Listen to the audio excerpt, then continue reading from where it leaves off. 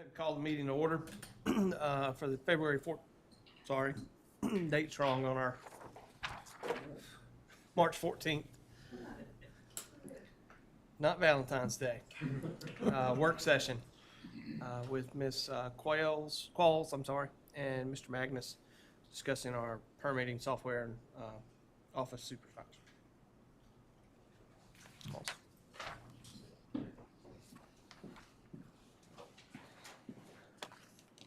Good afternoon. I'm going to put something up on the screen that's just kind of an outline of what we've been doing to kind of get where we are now. To give you a little background, our current permitting system that we use is actually at the end of its life, and it is no longer supported or able to be repaired when things break. We're just kind of having to work around it. So we got together last August and started talking about putting together a committee to discuss replacing it. Our committee ended up with 11 members from 9 different county agencies, plus or minus. We have different people that came in and out. I'm going to recognize each of them. If you could just kind of stand and wave your hand so everyone knows who you are. Tony Elders, Permitting and Code Enforcement, and myself. John Delaneski and Michael Poston from the Planning Office. Alicia Parham and Travis Monteith from the Environmental Health Department. Travis Painter was part of the committee, but he's not here. Tabitha Ash is with the tax office. She's not here, but she was part of it. Zeb Holland with emergency management. Allie Mathis, GIS analyst. Tiffany Henry with economic development. I don't think she made it. Kelly Fuqua, director of IT. And Carrie Tucker, assistant to the county manager. On September 14th, we had our first meeting for the committee. We really just got together and put together a big scope of work that was about 3 pages long. This list that's on here is kind of the more important items that we came up with. That we wanted a site that would allow for all permits to be issued for all departments, code enforcement, planning, and environmental health. We also wanted to have a site that would allow for emergency management to use it as well for addressing and some incident reports. We wanted access for the general public to allow them to search records, submit complaints, and look at permits and inspections online. A site that would make the permitting process more understandable for the public, because right now there is a little bit confusion about the process when people come into our offices. We needed mobile access that would allow information to be available for inspectors out in the field. We just don't have anything that does that right now. We need a site that would have workflow that would involve all departments in approval, and that helps with our regulated and zoned areas. We would need a system that would tie into and work well with our newest GIS system, which is ArcGIS Pro, and a system that would allow for us to have a good way to track old and new parcel numbers related to permit records, tracking ancestry pins. I put together information I had from 5 different software companies through webinars over the last year. There's a listserv that we're part of. Different permitting people get together and answer questions and share information about software. We decided to do presentations, some of them 1 to 2 hours long, depending on what the company said they needed. The 5 companies were Excella, CitizenServe, iWork Systems, Evolve, InfoVision, and Tyler Technologies. Software presentations occurred on October 12th and 26th, and were done via online meeting except for Tyler Technologies, who wanted to come on site for their presentation. After presentations were over and the committee had time to discuss each presenter, they decided to reach out to Evolve InfoVision and Tyler Technologies to discuss the bid process. We asked each company if they had submitted a contract with another agency in North Carolina in the last year to try to use the piggyback clause in the general statutes. If there wasn't a piggyback available, we decided we would start the process to submit a request for proposal, or RFP. Tyler Technologies offered a copy of a piggyback contract to use, and they also mentioned they were part of a competitive bidding group called Sourcewell. The county has also used this service in the past for other capital projects. Using a cooperative purchasing program like Sourcewell is also allowed by general statute. Evolve InfoVision was never able to get that information together with us, so we moved forward with Tyler. Garth Magnus with Tyler Technologies has since provided us with copies of their Sourcewell documents, a statement of work, and a sales quote. And the last page is just some general information about the information that's in our current permit system that we'll be moving forward with. We currently have 52 active users in the system from 7 different departments that use it and will continue to use it. The information at the bottom is just about the time we spend processing credit card payments over the phone, because currently we don't have a way to do that. So we're manually entering those over the phone and billing people monthly. And this system would allow for us to accept credit cards online and people to submit their own permits online, which we think could be a great time saver. So I'm going to put it forward to Garth. So while he's stepping up, just for the board's information, when I first sat down with Mr. Elders and staff and the committee, the timeline that was presented to them was to have this whole process done to meet the budget timeline. So as this board obviously is aware, you've gone through your budget retreat, you've passed the budget calendar, and this timeline fits within the budget calendar. So ultimately, this meeting today, I was mentioning to Commissioner Jones, is during the budget retreat, there were some questions in regards to just wanting additional information, because if you recall, this was identified as one of our budget drivers that would be discussing during budget time. So ultimately, long-term, this will be a request within the budget, and it'll be something that eventually will be voted upon by this board, basically at the June adoption date. And so for today, it really is for information about the software, the need for the software. And I also appreciate Tiffany presenting to the board, because that was a quick presentation, but really this group put a lot of time and effort into going through and evaluating the software products and evaluating not only the quality of the software, but their needs as a whole. So having said that, I'll turn it over to you, sir. Fantastic. Good afternoon. My name is Garth Magnus. I'm a senior account executive with Tyler Technologies. Oddly enough, I live in Jackson County, Georgia, which is sort of interesting, a couple hours from here, but our company is based out of Atlanta, just for informational purposes. I believe that all of y'all have a copy, a couple of documents in front of you. I'm just going to go through and make a few comments that I think are important. Obviously, this is a fairly significant budgetary item for the county, and so I thought it was incumbent upon me to speak to a couple of items about the company and the product. And then I was going to show just a few examples of how the software works, both from a public persona and also from an internal county user, if you will. Y'all are welcome to ask me questions as I'm going through. Please stop me. I'm more than happy. That's why I'm here, is to answer y'all's questions. So I'll just kind of get started here. And just for those of you that might not know about Tyler, we are the largest public sector software company in the country. All we do is public sector. That's really our commitment, is to work with city and county governments on providing solutions that are innovative and that help y'all become more efficient as an operation. So that's our commitment to y'all. We are financially, again, which is super important, I think, to y'all when you're considering partnering with the company, that they be financially solid and stable. Financially, Tyler is second to none. We do about $1 billion a year in revenue. We pour over $100 million per year back into our product to make sure that it's always evolving.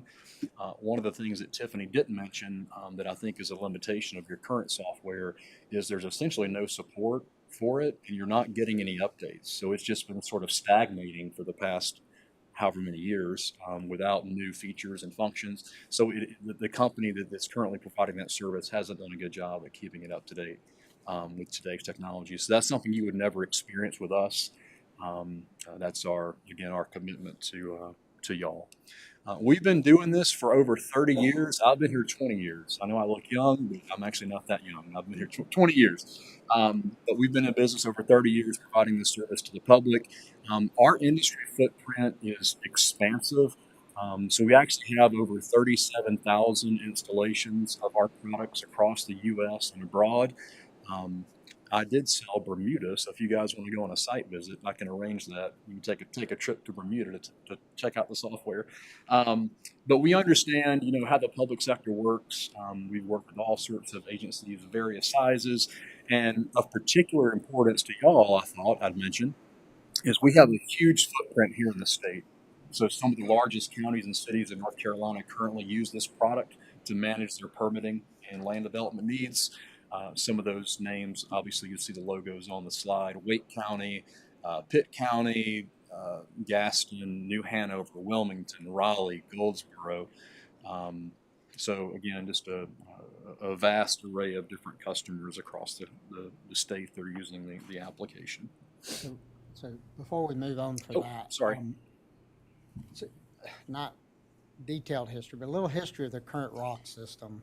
When it was purchased years ago, the idea, concept was it was going to be built out specific to the needs of Jackson County and then ultimately meet all the needs of Jackson County. Well, through the years, for various reasons, there have been successes in that concept and not so much success in that concept. And so one of the things that the group, when they initially ventured out into trying to find a new software program, is to not venture down the road of new software. So they were trying to find software that was proven, software that was already proven, not just nationwide, but proven in North Carolina. So that was one of their internal goals and objectives, was to make sure they found a software company that has experience in North Carolina and proven in North Carolina. So that really is the value of this one slide here, is the experience Tyler has in North Carolina operations. Absolutely. Thank you. Thank you for that. Just a couple of other comments before I get into the software itself. One of the things I'm most proud of, and again, I've been here 20 years, is the fact that we maintain our customers, and a lot of companies can't say that. So over our history, we've kept 98% of our customers, and I think that's a testament not to what I've done in sales, but it's a testament to how we treat our customers after they go live and to how we keep our products up to date, which again is important to y'all. Implementations are not always easy. I don't know if you folks have ever been through a software implementation, but there'll be peaks and valleys. But I think it's important that you partner with a company that will stand by you through those peaks and those valleys, those highs and those lows, and that definitely is Tyler. I wanted to just piggyback on a couple things that Tiffany said, and I'll scroll through a couple of these slides. So how is our solution uniquely positioned to really meet the objectives of the committee, as Tiffany mentioned? And there are a couple of ways and a couple of things I wanted to extrapolate from that. The first is, Tiffany mentioned that one of the county's goals was to have a system that was singular and enterprise. What does that mean? A single application capable of managing all the permitting across every department and every division in the county. So everyone's working from the same proverbial sheet of paper. Tyler offers that. So this solution will provide permitting operations, land development, inspections, code enforcement, environmental health, all within one ecosystem. So everyone is working from the same sheet of paper. The left hand knows what the right hand's doing, and so there's visibility across the operation. So that's important to us, and I think that's a key advantage of this application. Another thing that's incredibly important, and I love when counties are progressive with you all with this technology, is GIS. So our system is really built to exploit, in a good way, your investment in GIS. So it allows us to produce and publish data against maps to help us make better decisions. And definitely allows you to get the most out of your investment in ArcGIS Pro, and that's just part of our system. It also provides to us a single authoritative source of property information. So I know if I pull up a parcel in our system, it is only a single parcel, and I know all the activity that's ever happened on it. If that parcel splits, our system tracks it over time. So it provides a tremendous service from a spatial perspective as well. Another element that was super important to the committee was customer access. So our responsibility is not just to y'all, but it's to your customers. It's incumbent upon us to provide a user-friendly, modern, public-facing portal that your business owners, contractors, citizens can go to look up information about a property, to apply for a permit, to schedule an inspection, to pay for a permit, to submit a copy of my plans. And so Tyler Civic Access provides that accessibility to your customers.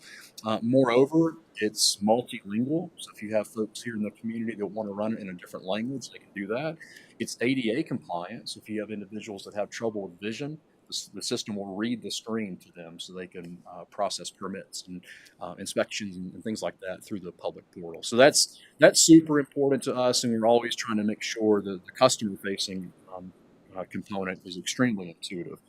Another really big deal for y'all here, especially in Jackson County, is maximizing or providing tools that will maximize the efficiency of your field workers. So one of the unique things about Jackson County, North Carolina, just as in Jackson County, Georgia, connectivity is an issue. There are a lot of dead spots in the county. So with traditional technology like this, if you don't have a connection, you can't work. Our system actually provides the best of both worlds. If I'm an inspector, I'm a building inspector, and I'm in a certain part of the county and I lose a connection, I can still do all my work on my device. It stores it locally. And then as soon as I reestablish a connection, it will synchronize automatically. So what does that mean? If I pass an inspection, as soon as that inspection's passed, it's emailing the contractor saying, hey, your inspection has been passed. Here's a copy of your report. You can now schedule your next inspection. Or if I fail an inspection, Garth, you failed your inspection. Click here to pay your reinspection fee. I can pay it immediately and then schedule my reinspection. So mobility is huge for us. And again, providing a tool that's going to work offline in addition to online was super important to the committee, and certainly something that we do. And then lastly, before I get into the software, I wanted to mention reporting is huge to us. You can have a system like this that tracks a ton of data, but if you can't produce meaningful reports, then I think you're missing a big piece of the puzzle. So we've always said, data is a strategic asset for y'all, because data is going to help inform your hiring decisions. It's going to help inform your policy decisions. It's going to help inform your financial or monetary decisions. Are you charging enough for your building permit fees? Do you guys have enough staff to do plan review? What should you expect from an average plan review turnaround time? Our system gives you the tools on the data to do that using reporting measures. And I'll show some examples of that in a few minutes. But the ultimate goal, of course, is just to ensure that your organization is running as efficiently as possible. So with that, any questions about anything I've mentioned thus far before I sort of dive into the software for a moment and give you guys a peek at it? Not really a question, but I think it's a really good plus with the way you can download the stuff. Oh, Have absolutely. service, and then when you get into service to download it, that to me is It's huge. That's huge, yeah. We the mobile app actually won Esri, which is the GIS platform you guys use. It actually won their mobile app of the year 2 times. It's just super reliable, and it essentially is 100% uptime. Your inspectors are always working because they can work offline or online too. Well, let me show you guys just sort of what it looks like, if it's okay. And I've just got a sample site that I'll use today. This has not been built yet for y'all. But what you're looking at on your screen, hopefully you guys can see this, is our Civic Access portal. This, of course, will be branded, assuming this project moves forward, would be branded to look and feel like your current website. So as a citizen, it has a very familiar look and feel if I'm accustomed to using your current site. But just a couple things I'll mention that I think are important. First of all, as a citizen, what can I do? Well, I can search for public records. I can request inspections. I can estimate how much my permit fees are going to be if I plan on building a 3-bedroom, 2-bathroom house, 4 sides brick, yada, yada, yada. I can pay my fees online as opposed to having to come down to the county to do that, which is a huge time saver. As a contractor, the system actually produces a dashboard that's specific to my company. So I can see as a developer all the permits I have going on with Jackson County, all the planning and development applications that have been processed, all the inspections that are in various states of requested, scheduled, closed, all the monies that I owe the county. Those will be provided to me directly from this dashboard. It also allows me as a citizen, so without even having a login, this is going to publish your GIS data set to your constituents through this permitting portal. And so, for example, where's my keyboard? I can type in an address and look up the history, all the zoning, anything that I want to see on a property. And then I can pull a building permit, submit a land development application, a well, septic permitting, whatever that might be. I can do all that here directly from the map. And of course, I can turn on and off different layers. If I want to see something, imagery or whatnot, you can turn all that off and on from here. So just a phenomenal tool for your citizens to use. All sorts of measuring devices. So again, if I'm planning on building something in a certain part of the county, and that's important. And again, these are all just simple tools that are available to your citizens to use from from self-service. I mentioned the fee estimator. This typically is a huge hit. You know, I want to know how much my permit's going to cost before I actually pull it. Seems to be pretty helpful. Another thing that I think was important to the committee is making sure the system is intuitive. Even the most seasoned contractors don't always know what types of permits are required or what your process is.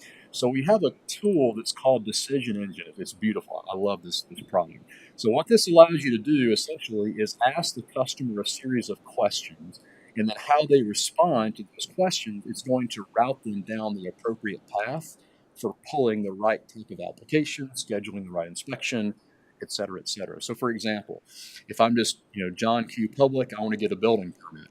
Well, click on the building permit. Well, is it residential or commercial? Obviously, in this example, it's residential. Okay, well, is it a modular home? Is it single family? Is it a solar permit, demolition? What are you doing? Well, it's an addition. And then the system can start asking me questions, yes, no. And again, depending on how I answer these, it's going to route me down that appropriate path.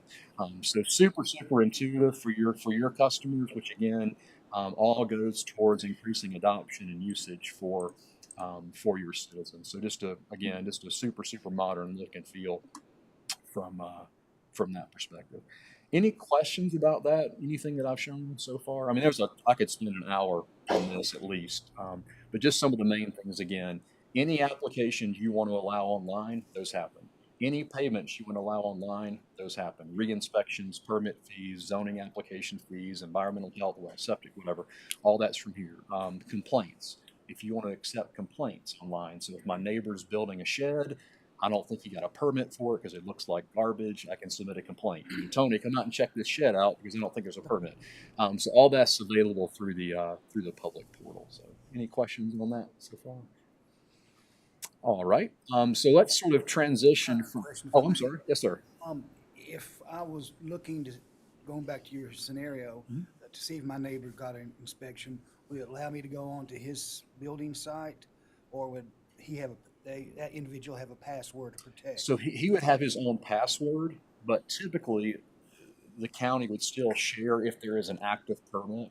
Now, you couldn't see how much money he paid for his permit or stuff like that, but you can at least see if he pulled a permit or not. Yeah, but y'all control largely the degree to what folks can see that don't have a password to that account, if that makes sense. Yeah, that's a great question. Will they be able to, I just drew a blank. It'll come back. come back to you. I'm a technology guy, so Oh, awesome. you said you're hosting on AWS. Yes, sir. How are you compartmentalizing the data? Does each county or whatever get their own instance spun up? They do. Or, okay. Yep, it's all segregated environments. Okay. So your data is not mixed with a Raleigh or Lake or whatever. It's all. Okay. I mean, I know it's pretty much all public data, except payments and stuff like that. True. Yeah. No, but security is still important. That's a great question. Will our current data be integrated into the system? It will. So I've been working patiently. Tiffany's been super patient with your current vendor on getting your data out. And they've already provided us a data set for us to test, essentially. So yes, the goal is to take any data you want out of your ROC system and actually put it into the system prior to being live. And that's normal. We do 95% of our implementations involves conversion. So that's very common. Timeline for that data? The data itself is actually pretty quick. It's a couple of weeks to actually do the conversion process. You spend more time on testing it. So once we convert it, we do rely on the team here to test it to make sure we did it right. And if we did it wrong, you'll say, no, this is wrong, redo this, redo that.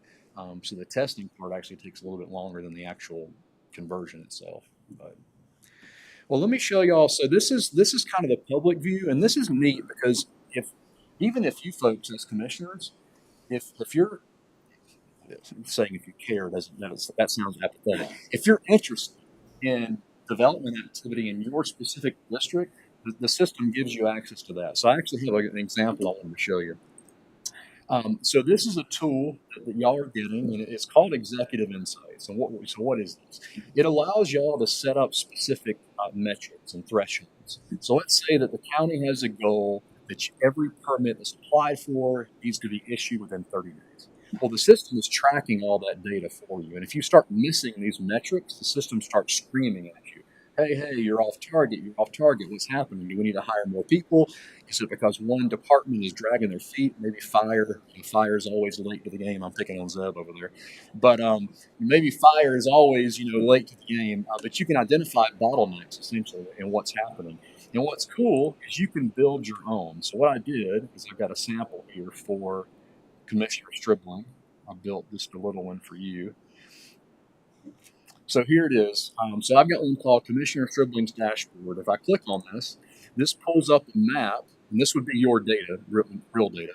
And this shows me in my district all the different permits, zoning applications, anything I want to see, everything that's happened in my district, I can see that from here. If you hover over these little pins, it shows you the details of each one. So it's really cool. What's also neat is you can choose to look at this in a different way. So if I want to see like a heat map, so show me here the highest concentration of certain types of permits have been issued in the county, I can see that. Moreover, I can compare this. So let's say I want to see this year to date versus last year to date.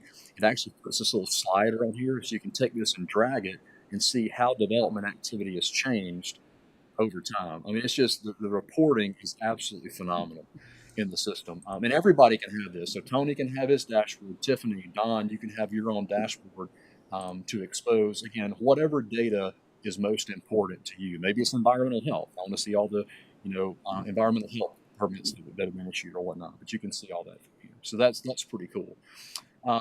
Another thing I wanted to mention, again, Tiffany talked about GIS and how important that is for us, is just some of the tools, and y'all tell me to be quiet because I talk forever, some of the tools that are accessible. So using GIS for my workforce management, this allows me to see all my inspectors as an example. And let's say, for example, where my inspectors are going to be that day. Well, let's say, for example, that Brittany or Heidi or Carrie, they call in sick, and so they're going to be out, but we still want to make sure that we get to their inspections that day. I can just actually draw on the map and grab all the inspections I want. And then from here, I can say, you know what, let's take these and reassign these to another inspector. So I can do that manually, or I can say auto assign, and it will show me what it will do and how the workload changes from inspector A to inspector B if I were to assign those to that inspector. And this is pretty detailed stuff, but again, the system is so smart with how it allows you to manage your operation. Because again, our goal is to make sure everybody here is working as efficiently as possible, because you guys want to get these permits finalized so the tax revenue is getting into the county. So, I mean, that's obviously our objective. So lots of neat stuff you can do from there. And then I guess the last thing I'll mention quickly is Tiffany talked about workflow, and the system is just tremendous at this. So what we're looking at here is just a sample residential building permit. It's a new single family. On the left-hand side here under this recent workflow, what this is showing us is every step in the process. This workflow is actually published to your customers. So if y'all ever get phone calls now from customers wanting to know how long is it going to take for my permit to get final, who's holding up my permit, all this information on the screen can be published to your customers so they can see all this as opposed to having to call you up to ask questions about that. So this kind of shows you that global enterprise view, if you will, of the application and how it can tie different departments and different folks together. So I just wanted y'all to see that. So any specific questions? Again, I'm happy to show more. I understand I've already gone almost 10 minutes over my time, and I apologize. How long does it take to train the staff? So training itself is only a couple of weeks. The full implementation typically is going to be about 8 to 12 months. It just depends on the data and all sorts of stuff. But on average, it's going to take 8 to 12 months to get everything rolling. And that includes all your conversion, training, spinning this up, etc. So Will the users have the ability to build their own dashboard Awesome. based on yes, great question. solution they want? You are a tech guy. Yes. So absolutely. So, and that's important to us. One of the things, again, I think is, and I'm not disparaging your current system at all, but I do think maybe a limitation of it is that it's limited with respect to what people can change on their own. This system is totally different.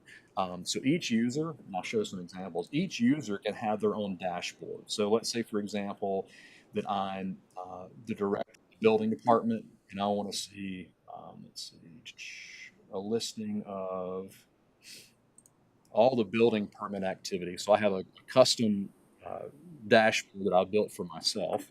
So it shows me that here. But then what's nice is I can get in here and customize this.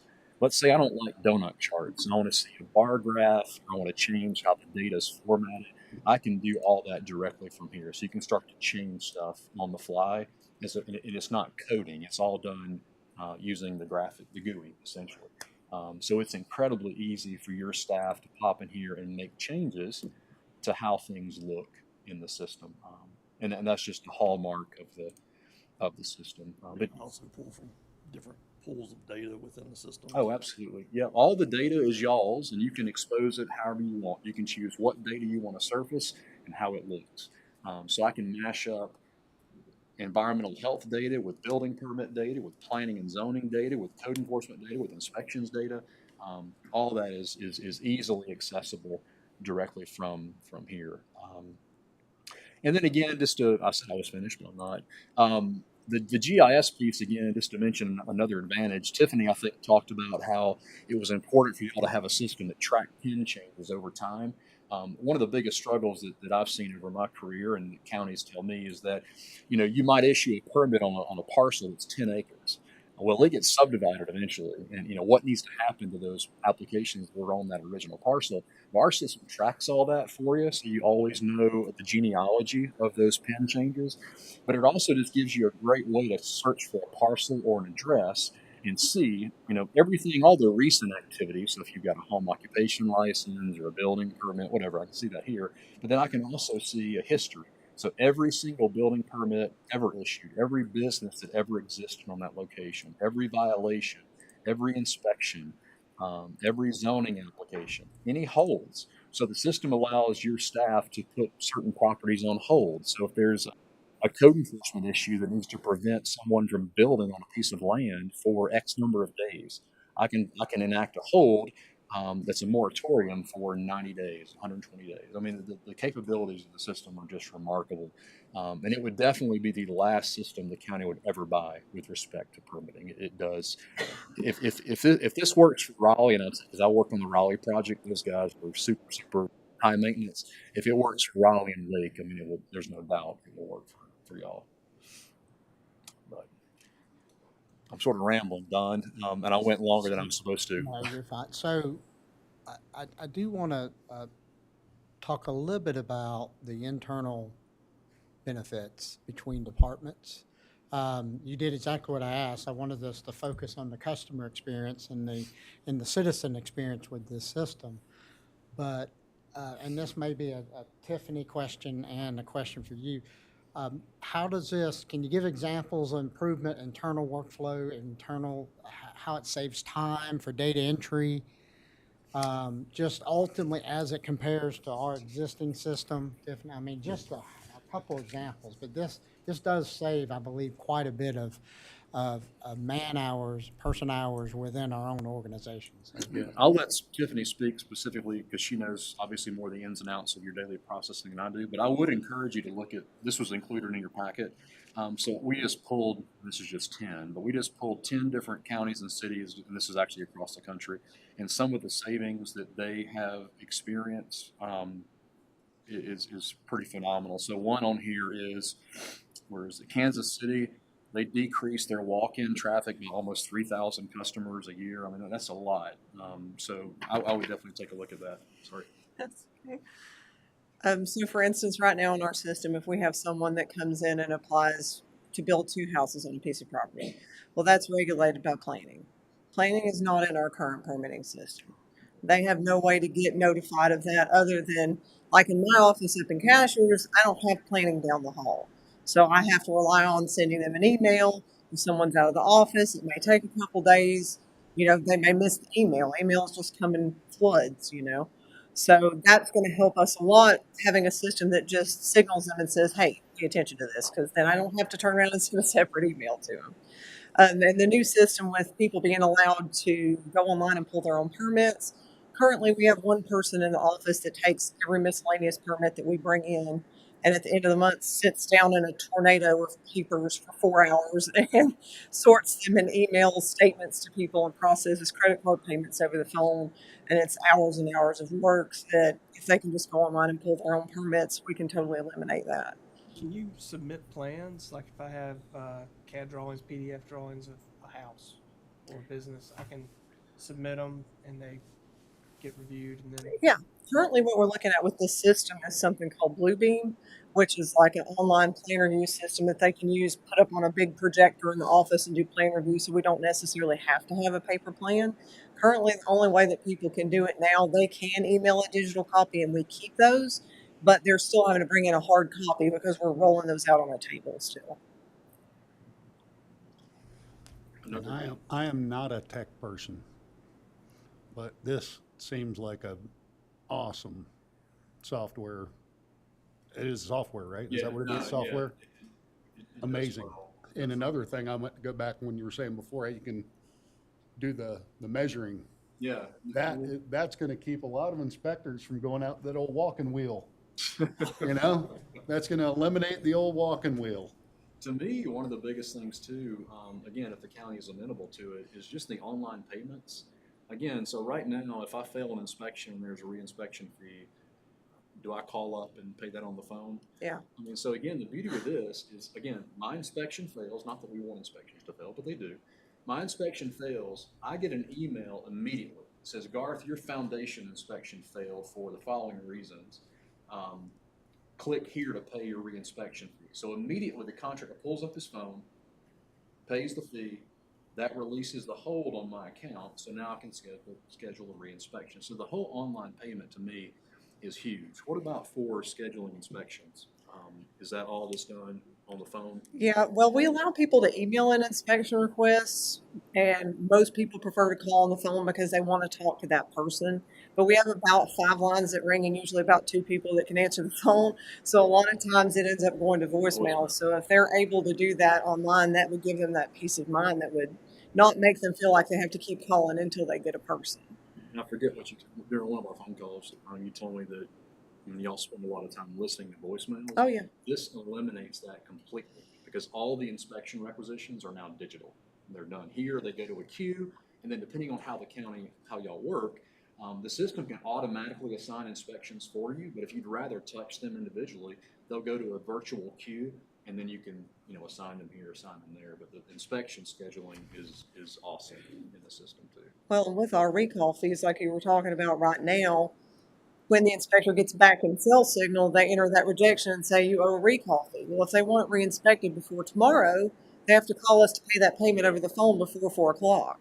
And if they can't get through with everyone else scheduling their inspections for the next day, sometimes they may have to wait an extra day. So that's going to be a good thing for them to be able to just go online and do that, and they'll know immediately they need to do that. They're not waiting for them to get back in cell range. Little stuff like that adds up. It really. Do you think about how many inspection requests they do a day, a week, a month? I mean, that adds up tremendously. Kind of a broad question to some of the other department heads. What does the staff feel about this program? How much involvement did the inspectors have with, what have they seen With the new system or our current system? with the Tyler system? They've not seen a lot of it. We've kind of gotten input from people. A lot of the people that have been involved in the committee actually are people that go in the field. Like, for instance, planning, the people that were in our committee are actually the people that do their enforcement. Tony and I were both involved because I do office work and Tony does field work as well as administrative work. So we all tried to have a piece of that pie in the committee so that everyone could have input. Anybody like to speak to that? Yes. For environmental health, we have probably 85% of our staff did look at a Lake County administration also, and it's very positive. So everything so far that we have through us is positive to be able to implement any type of changes and develop our own dashboards and see what it can do for the customers. That's what our main focus was when we come out of there is what can we do to be able to help the customers. I think that's Commissioner Jones. That's one of the benefits I do think, and Don mentioned this a moment ago, with us having other customers here in the state, it's just a great opportunity for y'all to share ideas. And if you're curious, is our again, hypothetically, is our permit process here in Jackson County as efficient as it can be? Well, I don't know. Let's call up and see how Pitt County, how are you guys doing X, Y, and Z? Because they're using the same system. So it's just a great opportunity for y'all to leverage that network of other customers that are using Tyler here in the state. So for what that's worth. Mr. Jones, I didn't speak personally, friends I have in Hannibal County and Orange County. Hannibal told us that their inspectors do have to pry their devices out of their hands. They love it to feed it, because they had access to everything that you can feed them. And compared to what we're working on now, it is a struggle. We went with the system we went with at the time because they were our GIS provider, Rock Technologies was. They agreed to build it. It started out going to be a good thing, then the company got sold. Our project never got finished. So we agreed early on, back in that we all wanted something that was already an established product, a product that we could reference it, somebody that's already done the trial on. I personally went on the website myself. I got some logins from Garth, tried to play around a little bit. It's the things that I could do administratively, or the stuff about changing inspectors, that happens every morning at 6:30, somebody's out sick. I'm changing that every morning at 6:30. If I could do that remotely, no matter where I'm at, that'd be great, that kind of stuff. Right now, it's call 3 people and make sure I get something covered, because somebody had to call and say one. So, but it's, and again, Tiffany's being way too modest on how much time she spends. Tiffany's one that holds it all together, of course, with this rock software. And she has been our support for that software for the last year after the company got sold. If she can't figure out a workaround, we can't get it done in that software. And it takes up an awful lot of her time. I mean, that software is the breaking point. Basically, we never was finished either. We never have the mobile capability. We're supposed to have that. We never have that. So the mobile capability to save my inspectors from having to come back to the office to enter things manually back into the computer. I can't tell you how much time that takes every day. It's about an hour every day. And that's a couple more hours they can be inspecting and feed. And quicker to the contractor whether they're passing or not. By the way, we don't automatically start re-inspections. They get 2 or 3 shots. Do you have the capability of like taking a picture, say an inspection fails, can you take a picture and add that into the? And it does it automatically. The beauty of using like an iPad is it's all self-contained. So in my inspection, let's say I cite the following violations. I click snap, takes a picture and attaches it right to the inspection. Then the contractor can actually see that online. So when they get their failure notice, they click on the link, it takes them to the portal, and they can see all the comments as well as all the photos. And the photos are dated and time-stamped. So there can be no disagreement on when the photo was taken. Was it actually taken there? Anyways, another thing, Commissioner Letson, you made me think about is you mentioned uploading plans. Another benefit of the mobile devices and accepting digital plans is I think y'all require now a full set of plans be on the job site. With this, you can get away from that because on the mobile device, if that contractor uploaded his plans digitally, the inspector in the field can actually pull up on their device the full set of building plans and just thumb through them right there. So there are a lot of benefits to the mobile piece that are phenomenal. Is there any more comments that might help us make a decision from the staff committee?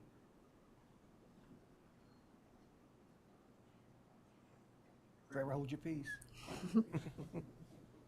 Big thumbs up in the air. There you go. That answers the question.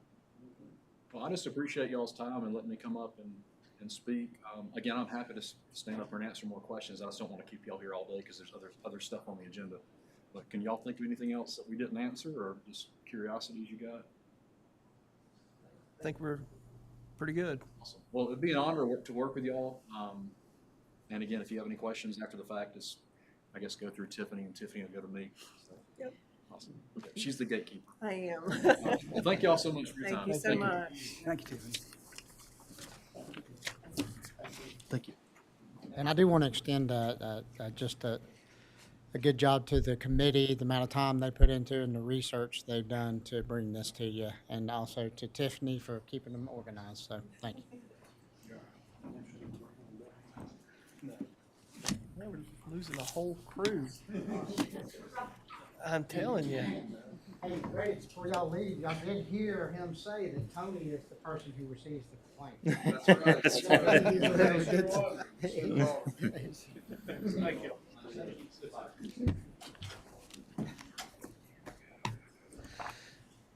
Moving on, we know we've got 2 hours, so Mr. Poston, if you would like to have the floor.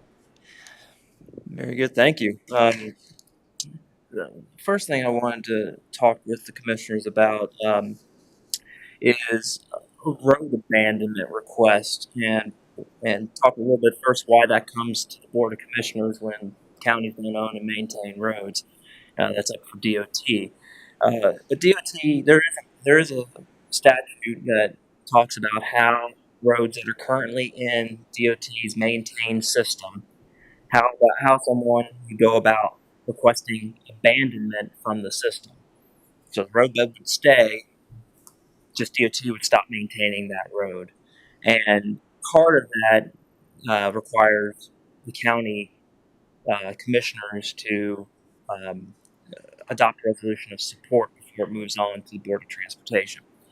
But how does that happen?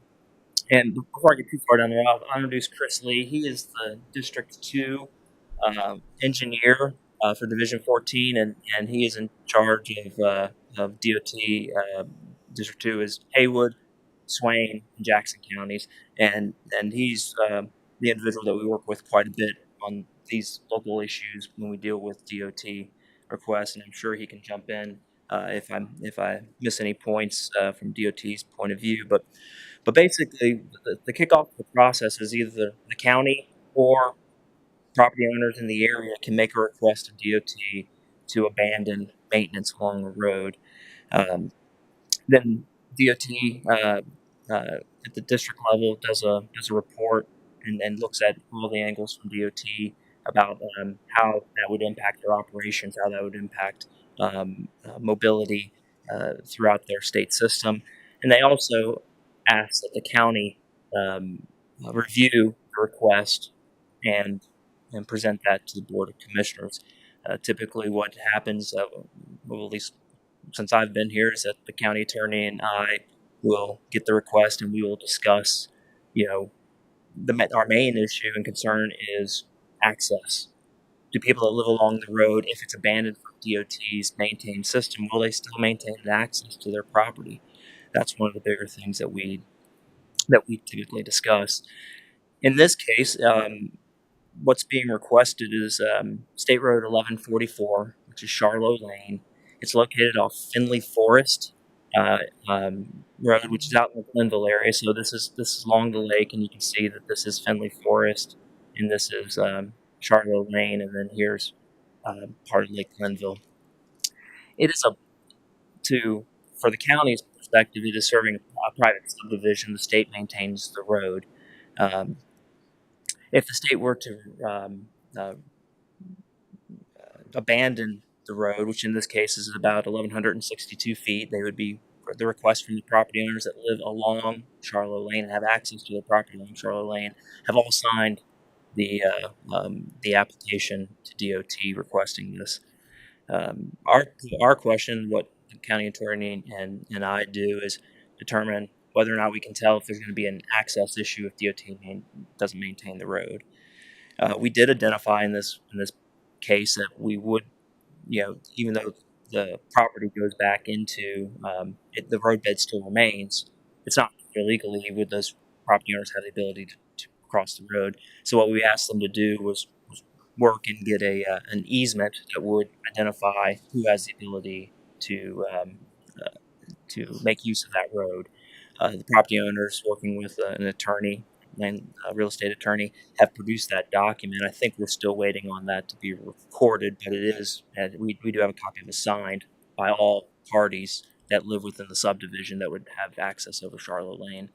So at this point, what we're doing is coming to introduce that request to the Board of Commissioners that District Chris Lee and District 2 have done their reporting. They are comfortable with making a request that DOT abandon Charlotte Lane for its entirety and leaving it back to the property owners that live along Charlotte Lane to maintain that in perpetuity. And from the county's perspective, from staff's perspective, as soon as that document's recorded, we are satisfied that access will not be harmed for anybody that has the right to use Charlotte Lane today would still have that right after the state maintenance ends. Chris may have some, he's had some more conversations with the property owner. My understanding is that they'd like to maintain this road privately and possibly even gate that, which DOT would not allow you to gate a public road. So there's some, and it is a local subdivision road, so it's not a road that is like 107 or Old Cullowhee Road or any of those roads where we consider to be collector roads or roads that are designed to move a lot of people. This is a local subdivision street. So with that, I'll stop there and just ask if there are any questions from the board. I think this is the first time most of you guys have heard this type of request. Yes, sir. Is it gravel, Mike, or is it pavement? It is gravel, that's It- correct. Okay, So basically a single lane gravel road that goes to a dead end, I see. that's right. That was maintained by the state with a grader? It has been, yes, historically maintained by DOT. Okay. As often as we can, and I think one of the leading reasons these folks submitted this petition is because they have an adjacent subdivision that has paved roads. DOT's policy is we cannot pave a single lane road. So in an effort for DOT to pave this road, we would have to acquire a right of way. We've not been successful in acquiring a right of way on this road. Minimum would be a 45-foot right of way for DOT to tap into the money needed to pave it. So these folks have not been agreeable to donate right of way. So they're taking the opportunity to petition for abandonment to become the owner, and that will empower them to pave it in a single lane fashion, similar to other roads in their subdivision. Right. It would become integral to their subdivision ultimately. So, I mean, for them, it makes sense, I think, and, you know, they would be responsible for maintaining the road in the future beyond our ownership. Is there much slope on this road? No, actually, it's a fairly gentle grade. I'd say it's less than 5% for most of its length. So yeah, and it's in fair condition, and there's some notes you can see maybe on that petition where they ask for DOT to leave it in a reasonable condition before they accept ownership, and we've done that. Now, this process started probably a year and a half plus ago. It's been ongoing for a while. There is even more historical evidence of the desire to abandon even back into the 90s, but they couldn't get all the property owners on board. So, but now I think Heather's verified, I've verified that all the properties with access are represented on that petition. That's one of the first things we make sure that they're there with a signature, and I think y'all have verified that they'll have access after ownership. Well, it was our original concern when this first came to me. I think it was actually 2020. It's been a while. Was that there was nothing giving access to these property owners if this was abandoned, and so the easement, which we don't have here today, does have every single property owner on that, and they have all signed. It's just not been recorded, but it gives them access just like every other subdivision road. Now that was important before we could move Which forward. is a legal document that you require them to have drawn up that will become referenced, I guess, in their deed work somehow.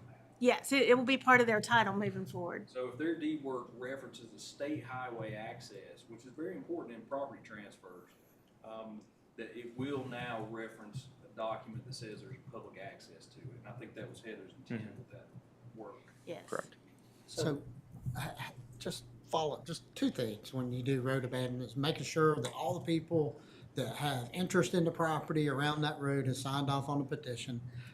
In my experience, not necessarily in Jackson County, that requires a good amount of research and making sure. So as far as we all know, these are the representatives for the owners of the property around, is that correct? Yes, there aren't many right on Charlotte Lane, but there were others that were needed for the access. Right. Yeah. And so, to me, when this comes before the board, it's just ensuring that all people who have interest around that road have signed off on this, because unfortunately, I've had the experience where it wasn't necessarily researched appropriately. And the second is access. And those are the two things that just making sure the staff and DOT researches that for you before you follow through with a resolution to abandon. Because at the end of the day, I mean, if everybody around the road wishes to abandon it, then unless there's some other public interest that's out there that's not very apparent, then the only reasons you guys would have not to do it would be is if all the property owners aren't represented and or if it leaves the property in a legal quarry, so to speak. And so right now, everything is, That's right. In the situations of, say, a through road, Yeah. that is not a dead end situation, it becomes much more complex because the stakeholders become unknown. And that's when you probably want to have a public forum and present this to see if folks are objectionable that may use it for commerce in some manner. But this is in a dead end situation, it's more easy to isolate those owners, make sure they're granted access by easement in a document. And then from a DOT perspective, we're happy to lose a high maintenance item from our inventory. So the easement and right of way will be attached to all the deeds of the property owners, so it transfers with property ownership if it's sold. It runs with the land, and so their future title searches would reference that deed or that easement. And I think just a note of process, usually staff, from county staff will not start researching until DOT, it's cleared DOT's initial application research. So if DOT says this isn't going to work for us, we don't spend a whole lot of time with an application until, in this case, Chris says, hey, we have cleared the hurdle for DOT. Can you move forward with your piece? So in terms of process, it starts with the state, usually, unless the Board of Commissioners, which you have the authority as the board to initiate an application. Absent that, if it comes from property owners, usually we send them to DOT. DOT will then vet it. Once it gets through their vetting process, then it allows the county. And that helps us understand that access will be maintained and that the DOT is also in a position to support that abandonment. And once I receive a resolution, that's another document that will go in the package I'll create that will go to our division office, that will get approval by our division engineer. And then once that happens, the package will be complete locally, and we'll send it to the Board of Transportation in Raleigh for their final approval, which at that point, it's a rubber stamp. So, we've pretty much vetted it locally. And the commissioners are still ultimately in charge of that secondary road system. These were all county roads in the early 1900s, and they were basically given to the Department of Transportation or State Highway Commission at that time for us to manage. But the county commissioners still have a stake in what happens to those secondary roads, and that's why this piece of the abandonment is required. When that road is abandoned by DOT, do they then have to meet UDO guidelines for subdivision access, or is it? No, the road is what it is. So the roadbed, whoever's maintaining it, this is more about who maintains the road as opposed to, They don't have to bring it up to. it would still exist as it exists. Now, if they were going to, redesign the whole subdivision, say, then they probably would have to come back through our process and we'd take a look at their road network. But it's it's platted, it's recorded, it exists. This is simply talking about who's maintaining it and then ensuring access when it was platted is still available. I think if there's no other questions, I think the request of staff would be as soon as we're able to confirm that the easement document has been recorded, that we'd like to bring the resolution formally to the board for your consideration to adopt. And we should be reaching out to these folks to understand better when they think that document will be recorded, but I would imagine it's sooner than later. Emergency management vehicles no issues there with that road? I think it would be, I don't know if we've not talked to them from emergency management. They have current issues with that road. I think the intent though is to pave that single lane road so the access might improve once it's paved, or the maintenance of that road might be better established once it's paved than just being gravel. I don't think I can sit here today and say that there's never been an issue on that particular road for emergency services. Finley Forest paved. Finley Forest is a paved road. Yeah. Partially. Yeah. In, Yeah. probably less than a mile is, and Yeah. then probably that much is not. And then the rest of it, to this property, it's gravel. Yes, that's correct. Yes. So this So- intersection, Yeah. it is gravel. That's right. I've Yeah. driven down this road and pulled many a truck out of that. It's the grassy point. Mhm. Fireworks on the 4th of July. It rains every day, or every time they're going to shoot fireworks off, and the firework vendor gets stuck. And I've become the tow truck driver for that community. So how do you move forward on this? Do we make a motion today to move Got forward on this, or? consensus to put this on the board. There's just info, yeah. Yeah. There's a Next Tuesday? consensus Okay. to have Yeah. this on the board whenever the easement document is Correct. entered into. And we'll certainly, once we're made aware of that, we will let the county manager and the clerk know so that we can move that forward as soon as it's prudent. Then proposed unified development ordinance amendment. Yes, I want to say that probably when we talked very briefly about what work we were doing at the planning board, probably late last year in the December timeframe, shortly after the new board was seated, and we mentioned that we were working on amendments to some of our articles. Article 6 is the one that we've been working on for quite a few months in the planning board level, and they address two different subject matters. One is wireless communications, and the other is campgrounds. So I'll start with wireless communications, the telecommunications section. A couple things led us to looking at how we approve wireless communication facilities. The first that we've mentioned, I think, before is that under the current rules, any new telecommunications tower or wireless tower requires the Board of Commissioners to issue what's called a special use permit. And special use permits is basically saying this use is allowed, but we've got some standards that you need to meet. And then the board, in this case, the Board of Commissioners, has about 6 standards they have to prove. And the process is, the quasi-judicial process is very much like a court case. They come in to you, and it's very formalized and very structured.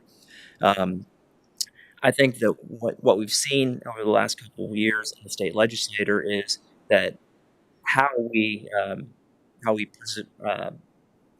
hold those hearings, and then how appeals can be made to those hearings, does present some liability for the county about how that operates. And we can talk more about that. I can have Heather address a little bit more about that in the state statutes. What happens is, if we decide a case, whether you approve it or deny it, and somebody says, I don't agree with that decision, I'm going to appeal it to Superior Court. They make that appeal. If the court finds that there's anything that's been incorrectly done at the county level during the hearing process, and because it's a technical process, there are occasions where that happens, then the county would then be liable for all the court costs for the appellant, and then still have to come back and readdress whatever deficiency in the hearing was and redecide the case moving forward. So there are some things there within that process that are a bit cumbersome and do have some impact to potentially have impact to the county upon appeal.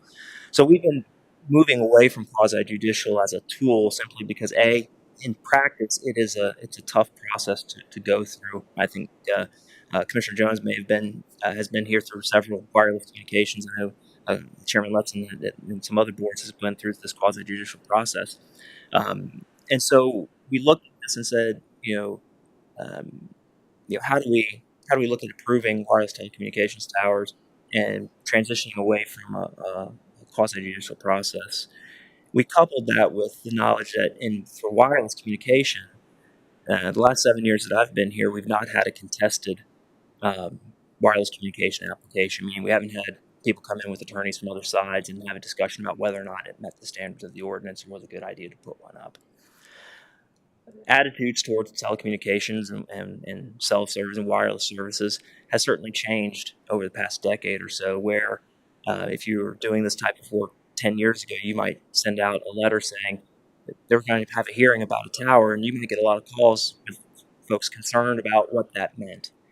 I think today, John and myself, and we get calls on wireless applications today, their questions are, how long until my service improves? We've not had folks come to many of these hearings recently. So we see a shift in attitudes on telecommunication towers and their usefulness and where we see that. So that led us to really talk about how do we approve wireless communications towers, and we're proposing to the commissioners that we move to an administrative approval process. Currently in the ordinance, all co-locations, meaning if they have a tower and the tower company built it and they had Verizon as an initial tenant, and they still had 2 or 3 other locations on their tower that they could fill, they would lease a space to, T-Mobile. Well, T-Mobile will come in and as a staff function, the tower already exists, so we would approve them to put another antenna array on that tower, and that happened administratively, and the new towers came through the Board of Commissioners. We would suggest just allowing and requesting that the board allow us to do all tower approvals administratively. And the reason being is that the technical standards of how towers stand, health, safety, and welfare issues surrounded by towers, those standards will remain in place. If you've been through some of our hearing processes, what typically happens during the quasi-judicial processes, John will create a report stating how a tower, in this case a tower, meets or doesn't meet the standards of the ordinance, which is, has it been engineered properly? Do they have a fall zone? Do they have all the proper setbacks? Has everyone been notified? All those things that go into building a tower are being addressed, and John provides that information to the board during that hearing process. Those standards, we're not requesting anything to change with those standards. What we do have to do in order to switch to an administrative approval process is we basically had to rewrite and reformat the entire section.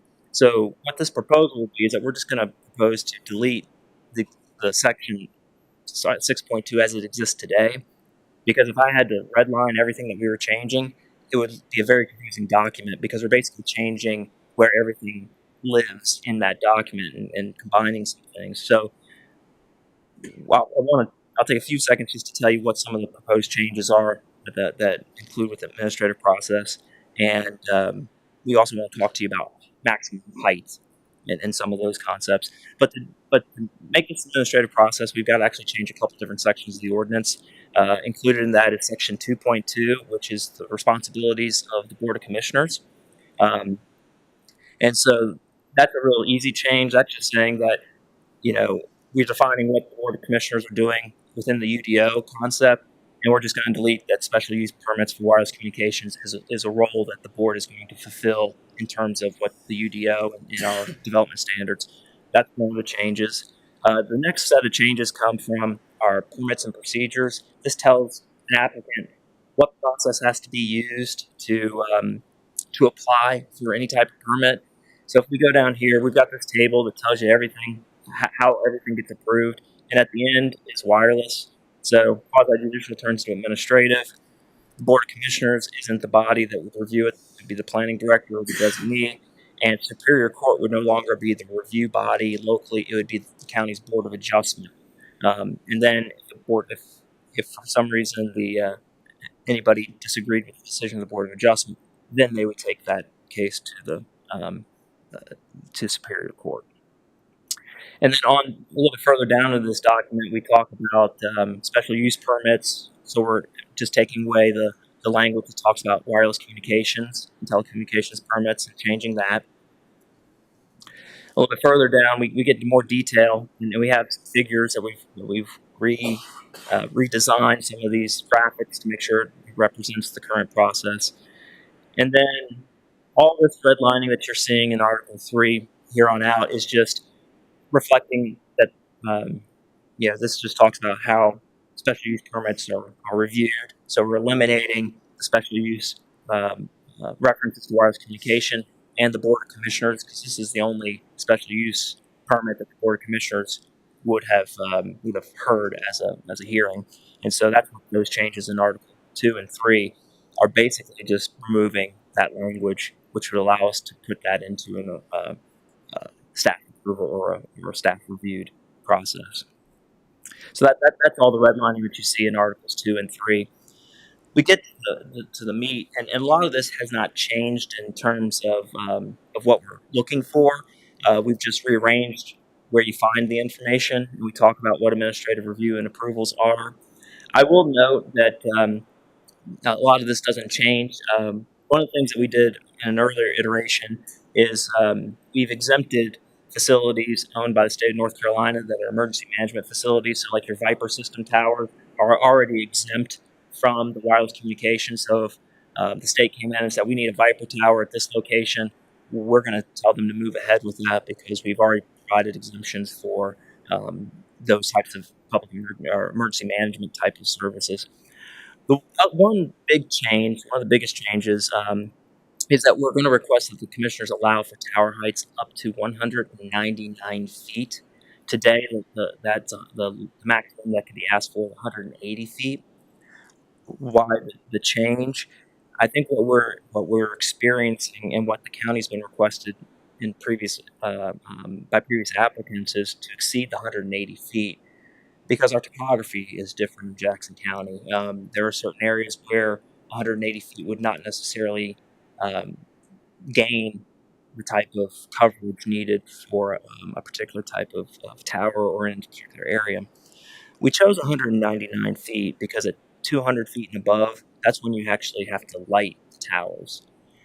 We believe that is certainly a bigger impact than what we would recommend allowing, but we do see some flexibility as being appropriate to allow folks to increase the height of the tower request.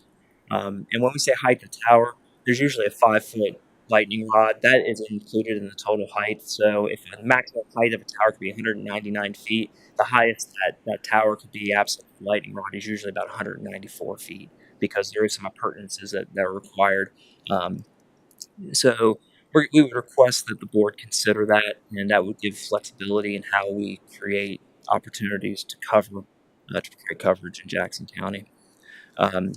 We did also make some changes to some language regarding our protected ridges. We have protected ridges identified locally as ridges that have a height of 2,500 feet or greater and have a distance of 400 feet or more from the adjacent valley floor. We call those protected ridges.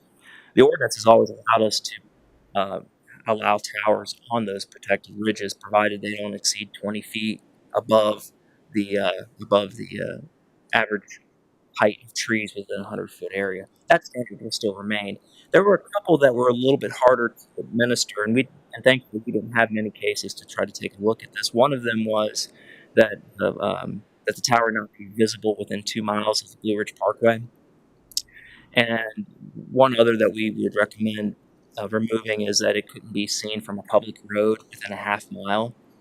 If you think about how our road systems work in the mountains and how the curves and take advantage, I mean, it'd be very difficult sometimes to evaluate whether or not that's visible from a public road, but within a half mile, and I think very much the same way with 2 miles from the Blue Ridge Parkway, is it visible from 2 miles of the Blue Ridge Parkway? I think those are tough to administer because it's not like you can just take from a GIS map. I can't take a tool and say, well, can I see this from here? You'd have to actually go out and try to identify what 2 miles. Yeah, I think it's a hard standard to meet.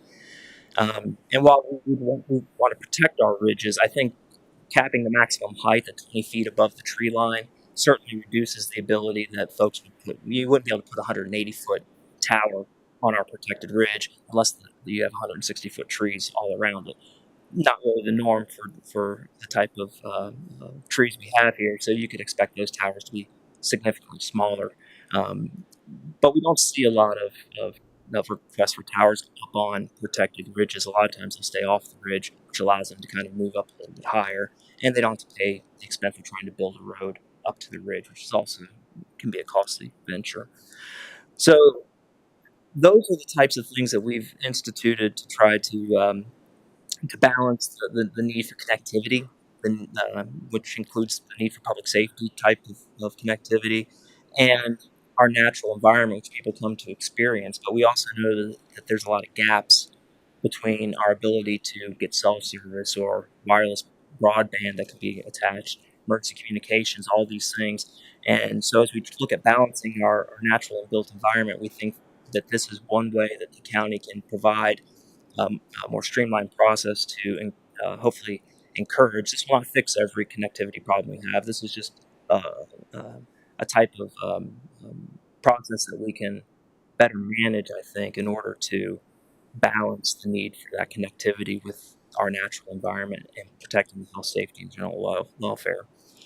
So that was a lot, but I'm happy to answer any questions about the request that staff's bringing to you and that we work through the planning board to help deliver and ask for the consideration of the board. Would existing cell towers, would the applicants come back and raise that cell tower the extra 15 feet? Is that? They certainly would have that ability once you put that in there, and it would go through a staff review process. They'd have to. The question would be, could they add that without re-engineering the whole tower? Those would be things that we would have documentation we'd have to see, because you have to have sealed drawing. Yeah, so whenever we do a co-locate or a modification like that, we do require structural analysis. Yeah. So they wouldn't be able to do that unless an engineer is signed and sealed a document showing that the tower could handle the additional height and loading. Mm-hmm. Single fall zone would have to be modified as well.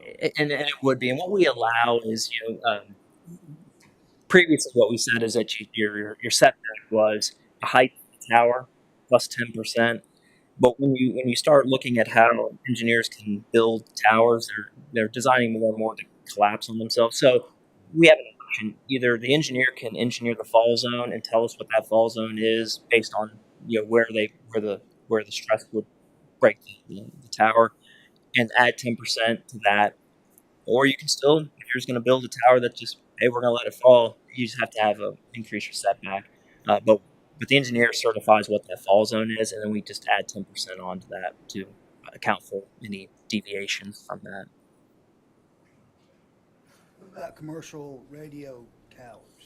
So those would fall in under the wireless communication tower. So ham radio operators don't. If it's under 90 feet, those are exempt by state and federal law, so we don't get into those. But once you get above that height, or if the radio station around here wants to put up a tower, they would fall into these same regulatory parameters, and they would have to account for those types of things. The comment you made at the beginning of your presentation regarding the number of inquiries or public hearings, speaking of public hearings, was total opposite of back in the day. Yes. For the meetings that I was participated in, and that softens the need for the commissioners position ourselves so we'd have some say so on those mountains, environmental views, and I can understand the Blue Ridge Parkway component.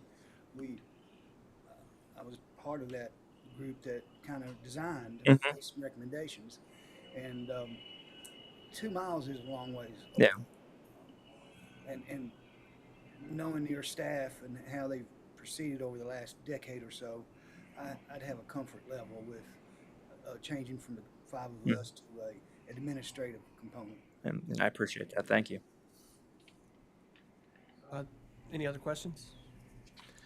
Is there consensus to move the UDO recommendation for wireless forward? Yes. And then the next part of that would be a new addition to Article 6. This is a use that we've not looked at much in the past, but it's one that's been brought to our attention. Folks over here earlier that participated in the permit software review, those are our partnering agencies and departments in-house when we talk about development review. And we have an in-house development review team meeting every month where all the departments kind of get together and we talk about different projects, different trends, and things that we're seeing, and just comparing notes in a lot of cases. This issue was born out of those discussions as something that we're seeing a lot more requests for, but we don't have very many tools to help manage how they develop, and taking into account all the different types of health safety and general welfare concerns that we're hearing and complaints that we're getting from communities where these are popping up that aren't really designed, that aren't being necessarily as thoughtful as designed as some other campgrounds. So we talked about, working through this group, we tried to put together some rules that we think doesn't limit your ability to put in necessarily a campground inherently. You can still look to do that, but we want to put some framework to how those happen, because we were hearing comments from our environmental health folks about waste disposal and folks making use of our creeks and rivers for various and sundry activities, including laundry and all of those things. We hear from 911 and those folks about, we don't know how to identify what campsite you're at. We don't know where exactly you are when you call. We've got a general location, but once we get on site, I don't know where site 8 is. I don't know where site 10 is. How are we going to get these folks in a timely manner? And do they have the roads that I can get an ambulance or a fire truck through? And how do we do that? So we sat down and developed some rules to apply to campgrounds. These would apply in the county in general. Certain districts, our 441 district, our Cullowhee district, also have campground rules. In those cases, the most restrictive rule will apply. Usually it'll be the regulated district. But we did a couple things. One is we were recommending a minimum land area for campgrounds to 2 acres, just to make sure there's enough space to have road systems and things of that nature. We define campgrounds as 2 or more. Today, we have folks that call up and say, hey, I'd like to build my house, but I'd like to have my camper there while I'm doing that. That's allowed today. These rules would still allow that type of activity to happen, but it wouldn't necessarily allow you to bring, 3, 4, 5, 6 of them and park them there while you're waiting to do something without meeting these standards. We're proposing a minimum acreage of 2 acres. We're proposing that you have a maximum density number of campers per acre of 15 to allow for separation in campsites to allow for that not to be on top of each other. We've divided some standards into level 1 and level 2. If you have 15 or fewer campsites, it's going to be more of a minor. If you think about this as a major subdivision or minor subdivision, it's very similar in concept to say that if you have 15, that's not as big of an impact as if you had 45 or 50. So what we might require is going to be a little bit different. We require identification signs at the entrance of the campgrounds to make sure that, especially for emergency management, to make sure that they understand where when they go out on a call, you've arrived to that place. We're going to require some utility requirements, potable water. For RV sites, you should have electrical power, sanitary facilities for those uses, how close the toilet facility should be from any campsite at 200 feet from any camping pad. Identifying that you could have it in multiple buildings, or it could be a centralized bathhouse. Just depends on how you want to design it to give some flexibility. We talked about what RV sites and campsites should have, and the biggest, and then how the roads are built. We already have some road design standards with our subdivision ordinance or our subdivision development regulations, and we've used those. So we're not trying to recreate the wheel. We're just going to use the road standards that we have, that are designed based on the number of units to be served. So the smaller the campground, the roads would be kind of right-sized to fit that development. The larger the campground, the larger the road network would have to be. Again, understanding that you have RVs and larger vehicles in and out of these facilities, you want to make sure you have a road network that can accommodate that.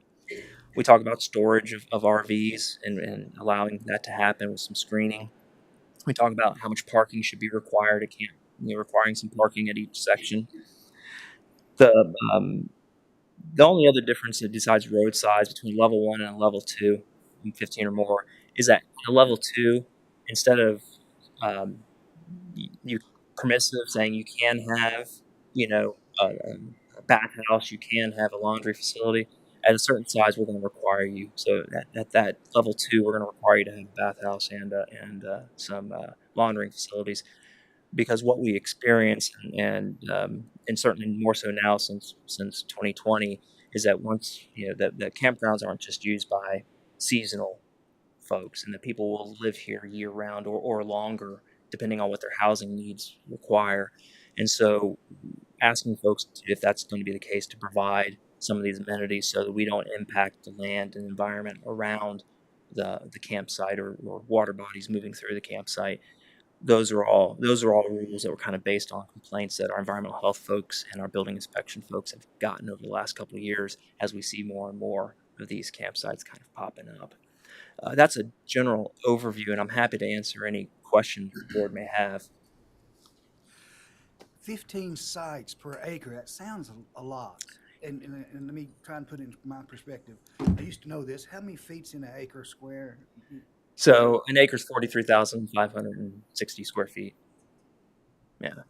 And so it roughly gets into around 4,000 square feet. I think what you want to do is think about, most of the time how they'll develop is that the campers are a little bit smaller than what a house or double wide would be, but you still want some ability to have separation. Because what you'll find in a lot of these campgrounds is over time, either they're provided as an amenity or they're just added on. You might have a deck built or something. You still want some separation, but we talked about that density, and we looked at some other campground ordinances and tried to come in with a number that would provide some aspect of that type of building, but also understanding that these aren't traditional homes that you would see that are going to be 1,500 square feet or 2,000 square feet that have building pads that are bigger than what RV would be. Do you require building pads? We would not necessarily require. I think what we would take a look at with that is, I think most of the time that's probably a common practice now, is to put in basically for RVs a pad. Now you might have a campsite that may not have that may have more of a kind of a wood platform built out to put a tent on, or may be more primitive than that. So not every case would necessarily have a pad or a space. I've noticed, go back to the concrete pad. Mhm. If I remember correctly, if it has a concrete pad in the campground site, then it would be potentially occupancy tax revenue for that camper. Do you know anything about that? I'm not as familiar with the occupancy tax and how that would be captured as opposed to that. I'm just not familiar with that occupancy tax. I don't know if maybe Darlene knows that answer or not. If it's got the pad, we charge tax. Okay. That's what I thought. And I've noticed throughout the county, there's not so much in municipal areas, but the county areas where I see a lot of these campers, multiple campers on a single site, and they're not temporary camp, Correct. they're permanent housing. Correct. Does this affect that at all? It wouldn't affect that. I think what some of these regulations recognize is that sometimes that happens. I think there are communities that have regulations that say your camper can only be there for 7 days or 2 weeks, or I think the practical side of that is it'd be very hard for us to enforce that consistently and understand that or to promote that. I think we kind of recognize that sometimes these are more permanent living quarters, and that's why we looked at the regulations set up to say these are some amenities. At a certain size, we really think these amenities are a requirement, not an option, because that can sometimes be a housing option for folks more permanently than not. If I have a campground, Mhm. and it's recognized by the county as a campground, would I be able to put permanent housing in the campers on that property, on that site? So I think moving forward, we wouldn't talk about. I think the way we design the ordinance is not to identify whether they're permanent or not. Just try to deal with the impact of what a camper would be in that area. But we were intentional, understanding how we see folks using campgrounds, some of them in a more permanent way, that we devise these standards that would address some of those concerns that we would have for longer term tenants of those spaces. Because the reality is, if it's not one RV, it could be another. If you stayed 100% booked, which doesn't seem likely, but let's say you did, just because someone moves out, there's going to be a new camper in there, so the impact is going to be continuous. So I think we stayed away from trying to identify how long the person's occupying the pad, but concern ourselves more with what impacts when those pads are occupied should we try to account for. And I think that's kind of where we try to draw that distinction. Wanted to draw away from on your way to Whittier when you look over and you see all those campers. I think we wanted to recognize that certainly when there's no regulation, certainly that opens the door for people to develop any way they see fit.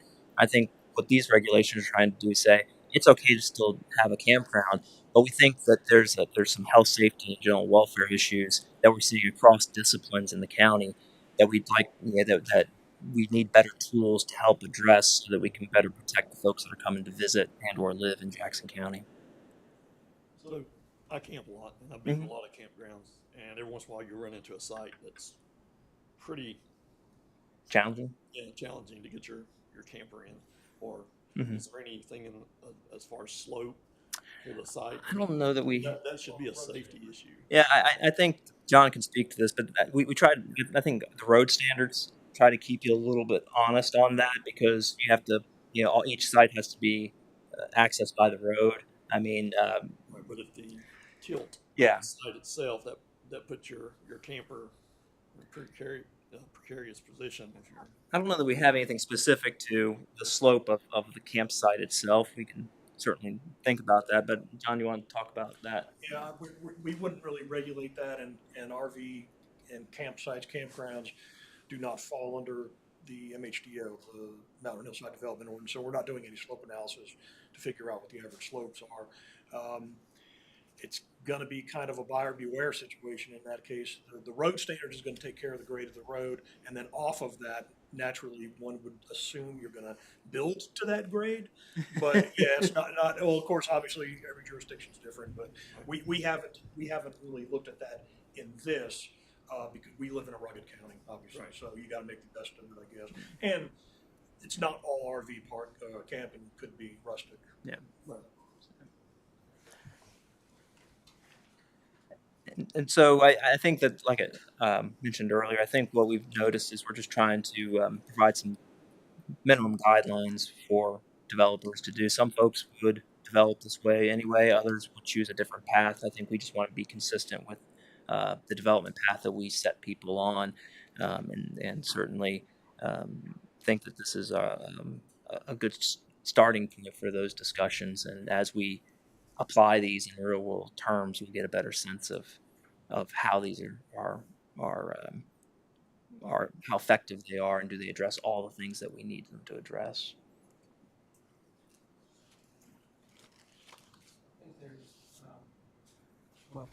Is there consensus to move this portion of the UDO amendment to our next meeting? Has there been any input from current campground owners on any of these changes? Not so much any campground owners. We know some folks that have kept in contact with our office and are looking to put in campgrounds, and we've talked to them about some of these standards, so that there's some, they're aware there. This would not affect retroactively, so the campgrounds that exist today would still exist as they do. If they want to expand or choose to discontinue the use and reestablish it later, then these would apply. I would just note that the next step, if the board's willing to move forward, is to schedule a public hearing. My request would be that we would schedule that public hearing for April 18th. That gives us enough time to properly advertise and hear. I believe the 18th is your second April regularly scheduled meeting in April. But we would ask to formally put that on the agenda to have you call for that hearing for April the 18th.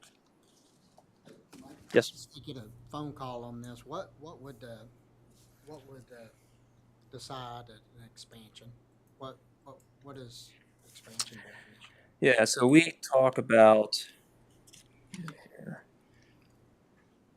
I believe we talk about expansion in much in the same terms if you're going to add additional campsites in any capacity. Right, it would be, yeah. one, would this trigger this new ordinance for one campsite? It would if it put them over the. So if they had one today, we enacted this ordinance, they wanted to put one or two additional ones, then yes, this would start to apply. But yes, the expansion would be something that we would see there, in addition outside of what exists today.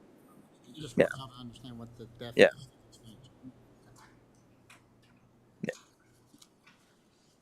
Thank you all very much.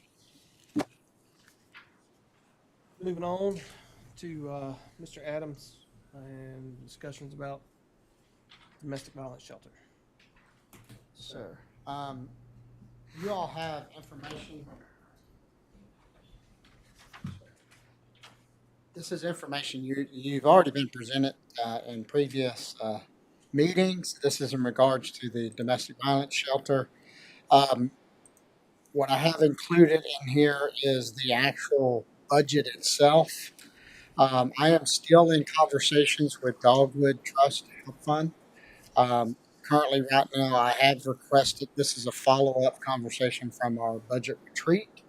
And I just want to confirm that the board is interested in moving forward with, I'll go back to the original plan, moving forward with the 8,279 square foot facility at a cost of $4,649,779.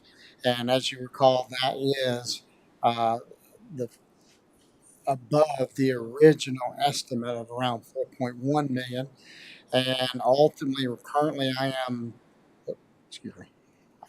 in conversations with Dogwood Trust Fund to help assist Jackson County in regards to the additional cost.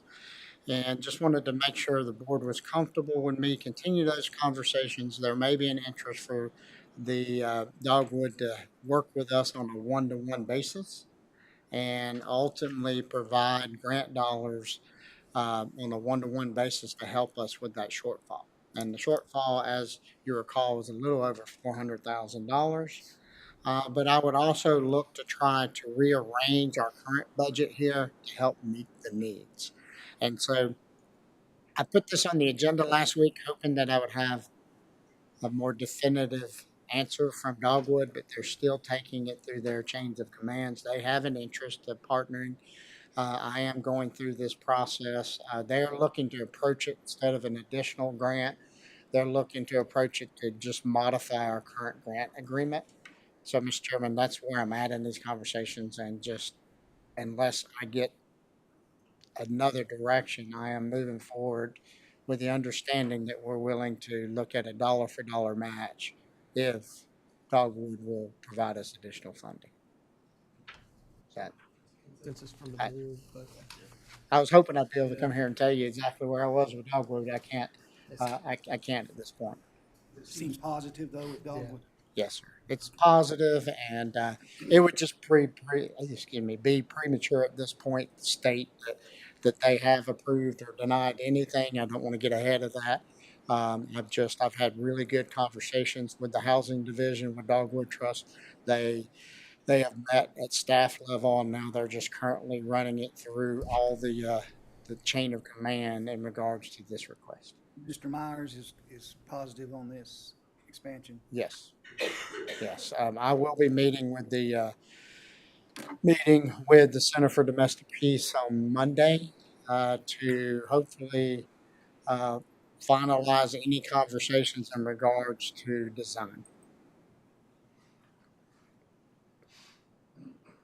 then moving forward with the proposed great grant agreement. So this is a follow-up. As you recall, Jackson County did commit $300,000 of our ARPA funds to go to match a $4 million grant that Charter Communications did receive for broadband expansion. The state is moving forward with developing the great grant agreements. And so this will be something that you do have attached, the proposed three-party agreement. I am not going to go through the details. of this three-party agreement with you, other than to let you know we, meaning Jackson County, we do not have a lot of say in regards to the wording to this three-party agreement. The reason being is NCDIT is really taking control and charge in regards to providing oversight. They are the primary funder for this grant agreement. And so they will ultimately provide oversight in regards to construction, things of that nature. What they do need, though, is when you look at the first couple pages, you will see Exhibit J, County Match, process for payment of county matching funds. Okay, so that is something that I do have to submit to the state by March 22nd in regards to how we're going to pay our $300,000 to this project. Once I submit that Exhibit J to them, what they will do is turn around in April and basically, once they get their side executed, they will send all that back to the counties for the counties to approve. So we are part of this three-party agreement with Exhibit J. So what you will see also attached in 3B2 is what you do is they gave us examples of what Exhibit J would look like. And if you'll just scroll to the last exhibit, this is something that Ms. Baker had put together for us real quick, but this is how I recommend we proceed forward with our Exhibit J, the concept. And if you look at Exhibit J, it basically states that the county, we're contributing we put $300,000 in matching funds to the grantee as part of the project. We're using ARPA revenue replacement funds for the match. They will be wired to the grantee in full within 30 days after the county receives final progress report on construction period. So I may reword that a little bit, but in essence, what we're saying is we will forward the $300,000 to them when the project is complete.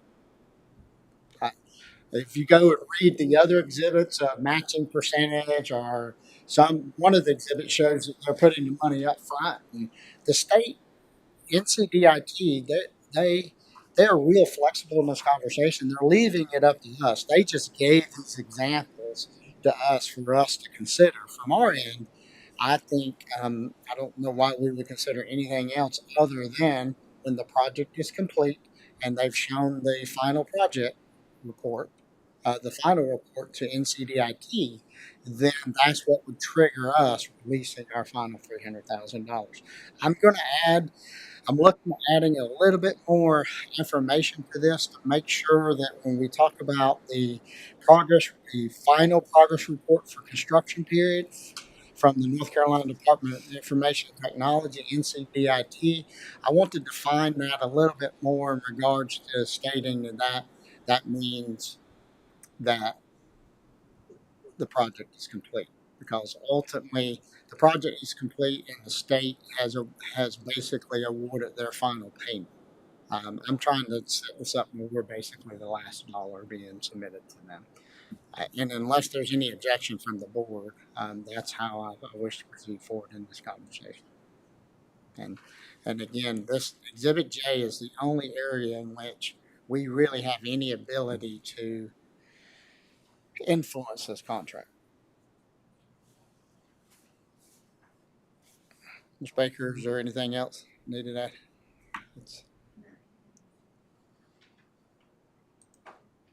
Does anyone on the board have any questions regarding the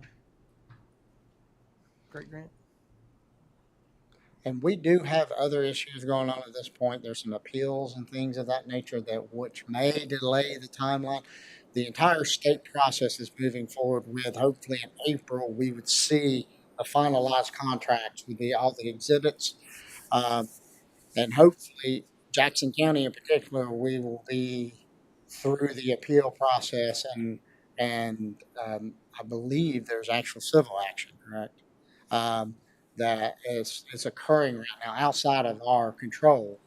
And so the timeline for this contract to come back before you really is going to be dictated by the appeal and civil processes that are going on right now. But my deadline is to get Exhibit J to them by March 22nd. There's consensus to move forward with this and put it on the agenda for us to vote. Okay. Moving on now to Ms. Breedlove, Human Resources Director, talk about tobacco policy revision. Ms. Breedlove, good afternoon. I assume you have a copy of attachment 4 there. Okay. Back in April 16th of 2019, the Board of Commissioners of the time approved a health insurance policy for users of tobacco products. And this policy required the health plan eligible employees of any age and retirees under age 65 to certify their status as a user or non-user of tobacco products at the time they began health plan eligible employment and annually during the open enrollment period, and also to submit to mandatory substance testing. This policy was suspended in 2020 and 2021 due to the pandemic. Substance testing resumed in 2022 with the use of the mouth swab nicotine test as has been done in prior years. And it became apparent that employees that certified as non-tobacco users were testing positive on the substance test due to the use of e-cigarette products.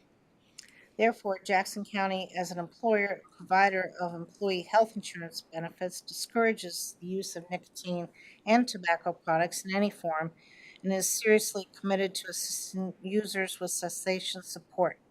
Therefore, it is recommended the policy be updated to include nicotine/tobacco products. So that's the recommendation to change the policy. What's the financial benefit between nicotine tobacco and non-nicotine tobacco on the health insurance? There's a surcharge that employees or retirees are charged if they do not attend a cessation program for at least 1 hour during the course of the 6 months following the open enrollment period. And if they do not attend that, in January, there's a $25 per pay period surcharge. Per pay period? Mhm. So $50 a month? Right. One person? So it's an incentive to attend the cessation program, and hopefully it will have an effect. And since we're self-insured, we don't really want to insure people, with diseases that they contribute to.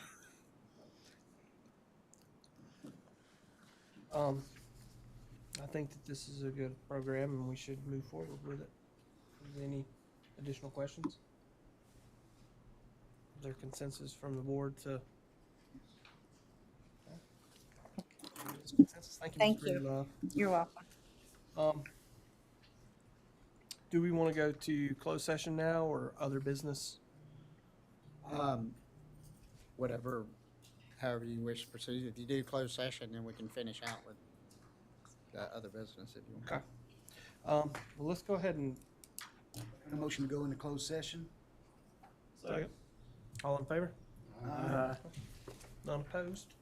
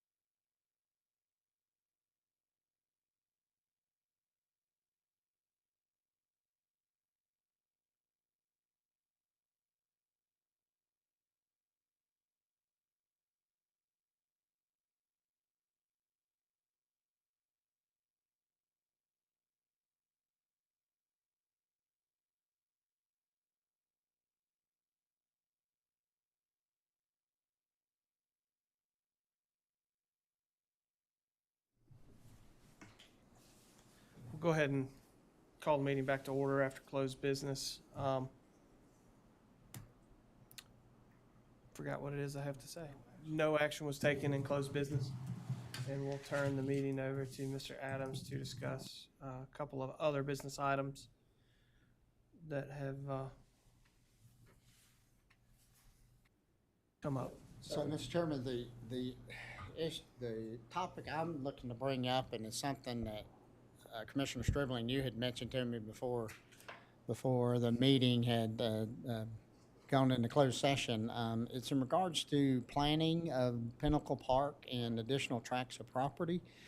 But I don't want to jump in front of you. If you wanted to, there's two topics here, potentially partnerships with the town. So would you want to talk about that or the municipal grants first? Let's start with the municipal grants.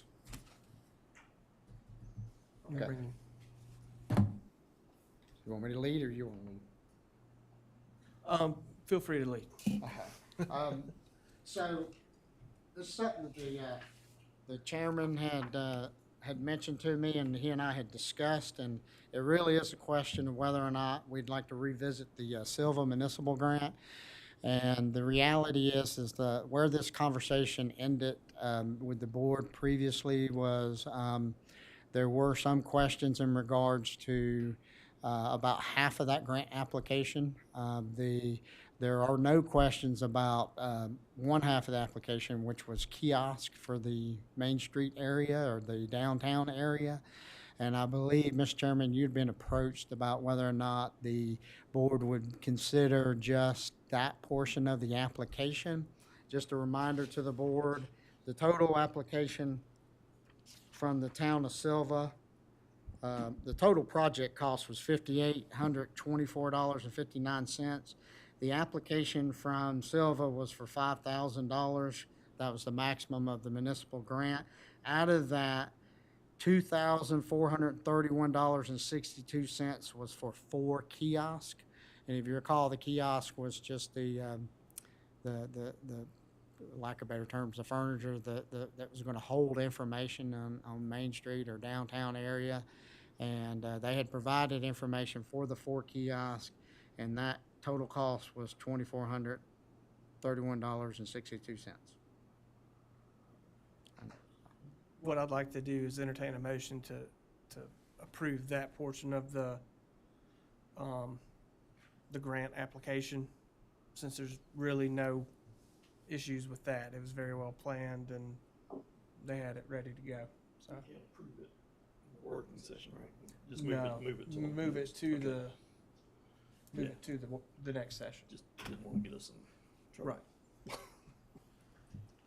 So, I didn't make copies, but I have copies of the kiosk here if anybody, or I can present it at the next meeting. But if anybody wanted to see it right now, I do have copies of the proposed kiosk. If anybody's Make a interested. motion to move forward with go ahead and have a the consensus. limited grant, yeah. Okay.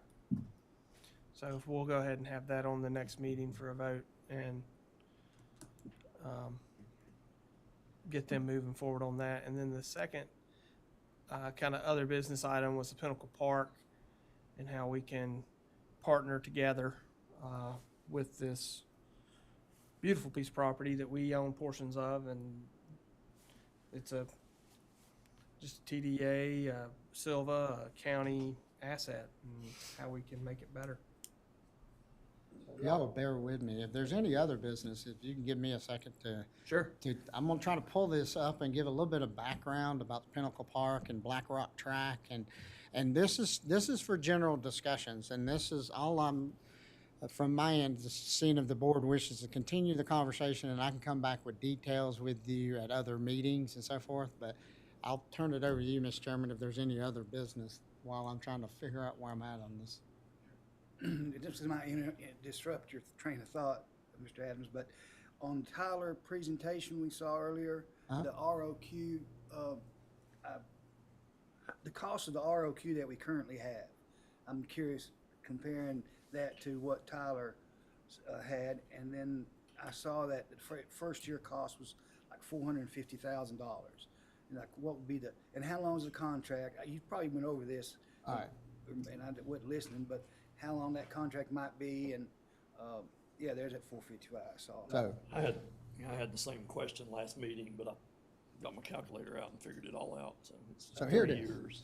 Here's the summary of the cost, okay? We'll go back, I'll show it to you in the contract, but, so the actual cost, upfront cost is $365 and $20,000. That, now, there's an annual cost of $119,714. The questions that I had, this is where we kind of got a little bit lost in this. I didn't have this information in front of me. This, you can see, this is an email that I had sent to Darlene, February 13th. This was prior to our budget work session, our budget retreat. And so ultimately, the information that I received from Tony and from Tyler is because of that first year, because you're really spending your 365 and your 20 in that first year, you're not really going to be getting into the full implementation of that 119, okay, in the first year.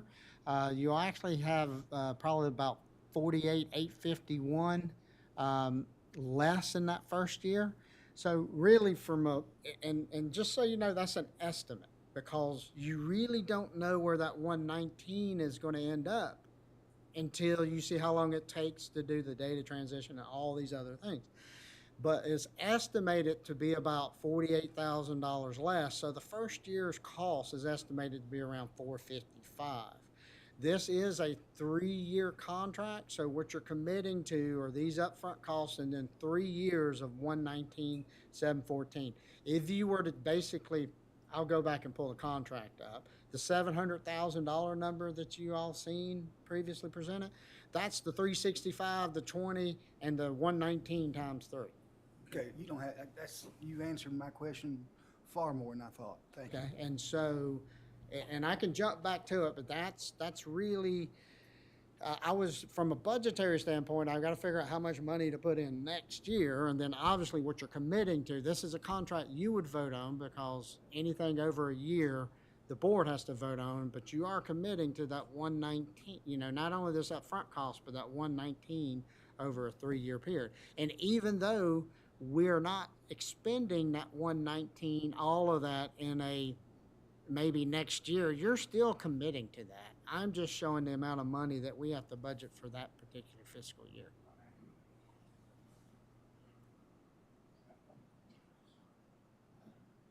And I didn't have this in front of me at the retreat, and I couldn't go back and remember how I'd put it together. And I had to go back and retrace the information that Tony and them sent to me on some other emails.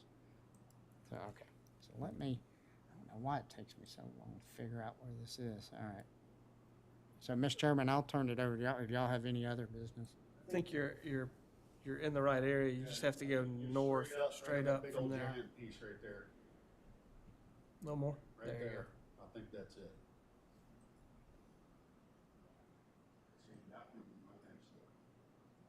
It's up Fisher Creek. Is that Maybe Fisher even Creek? that one right there, Is yeah. that Fi- That's, yeah, because that's the ridge, the Yep, big there's ridge. the ridge, you're right. Mark.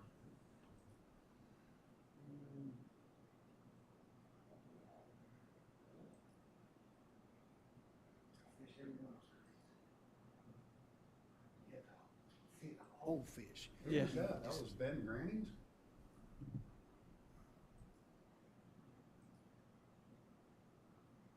It's Fisher Creek. Y'all are all watching me. That's why I can't find this thing. On Buff Creek, there's a 200-foot cliff.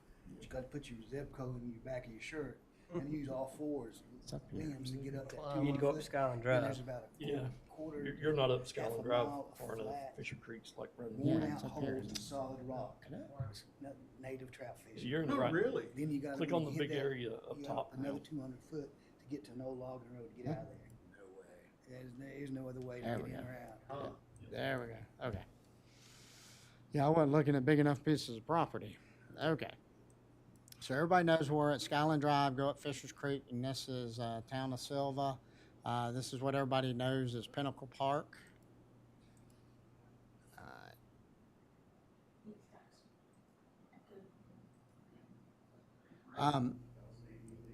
Yeah, so it's I know it's 1,000 acres. And so years ago, and I'll click on this piece here.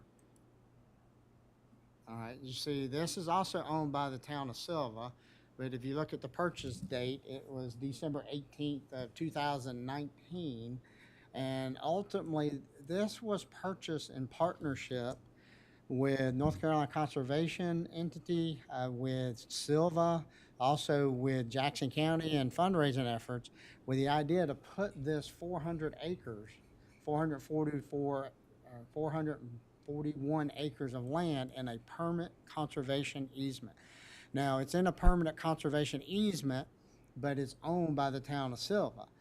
Jackson County helped invest in this property, and there is a current agreement with the town of Silva that basically discusses the allowable uses. And at the time, what was agreed upon between the town and the county is that the county invested in this property, then it would always remain open to all of the allowable recreation uses that were allowable under the conservation easement. So it's everything you think of as hiking, it's recreation, hunting, fishing, anything of that nature. And we can get the detailed information back to you at a later meeting. At the same time, what was being discussed was the purchase of this property. And this is, and everybody knows this is Shut In, and everybody knows this is Black Rock. And so if you look at Shut In Creek, this was purchased by the Eastern Band of Cherokee Indians, okay? And this is also looked to be put into a conservation easement. And so the idea being is as you can see, all of this now is in permanent conservation easement. And so right now, the town is looking to partner. I believe there's a group, a separate group that and I'm not sure if it's a separate entity or if it's a separate nonprofit entity or if it's just a separate subgroup appointed by the town, but it's a group that really provides leadership in the utilization of Pinnacle Park as a whole. What they're looking to do is to create a master plan on how to better utilize all of this space that is in some form of conservation easement. When they first started down that pathway of discussing creating a master plan, they were looking to utilize a couple sources of funding. Currently, if you go back to the history of Pinnacle Park, and people who are listening to this know I'm going to really just not say the history of this exactly correct, so I go ahead and apologize to whoever listens at home. But this is a watershed. And so the idea being is the Pinnacle Park area was purchased with the concept that this is protecting the watershed for the town of Silva. This also in the conservation easement. They received funding that went into a conservation trust fund that helps fund, it's a watershed fund, this project and other funds. And there was a decent amount of money that was put into that conservation watershed fund to help maintain this property itself. So the town of Silva, utilizing that fund, along with making an application they intended to apply to the TDA, was looking to apply to the TDA to try to fund a master plan for all of these properties. Well, they thought that the master plan would cost around $90,000. And the idea being was they were going to go to the TDA, and I think the TDA's annual amount, maximum amount, correct me if I'm wrong, Mark, is about $38,000. They were going to try to put in a $50,000 grant to the TDA, and then maybe come up with about $40,000 on their own. But the two proposals that they got in, one was $150,000 and one was $137,000. Is my understanding, they believe they might can dwindle that $137,000 down a little bit, but at this point they feel like they're short for this master plan. And so the idea, potentially the phone call that you may have been getting, Commissioner Stribling, is the county willing to partner in regards to creating funding a master plan for these properties. And that I didn't do a great job. I normally have a lot more backup information, but without bringing the actual information, that's a general overview of the discussion. The county you know, we have invested in this property.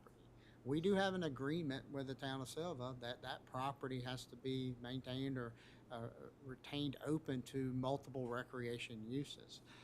Long-term, when you look at this ridge line, and that, just so you know, the reason, backing up about the justification of the county participating, is the county was two things. One was we were attempting to protect that ridge line from development.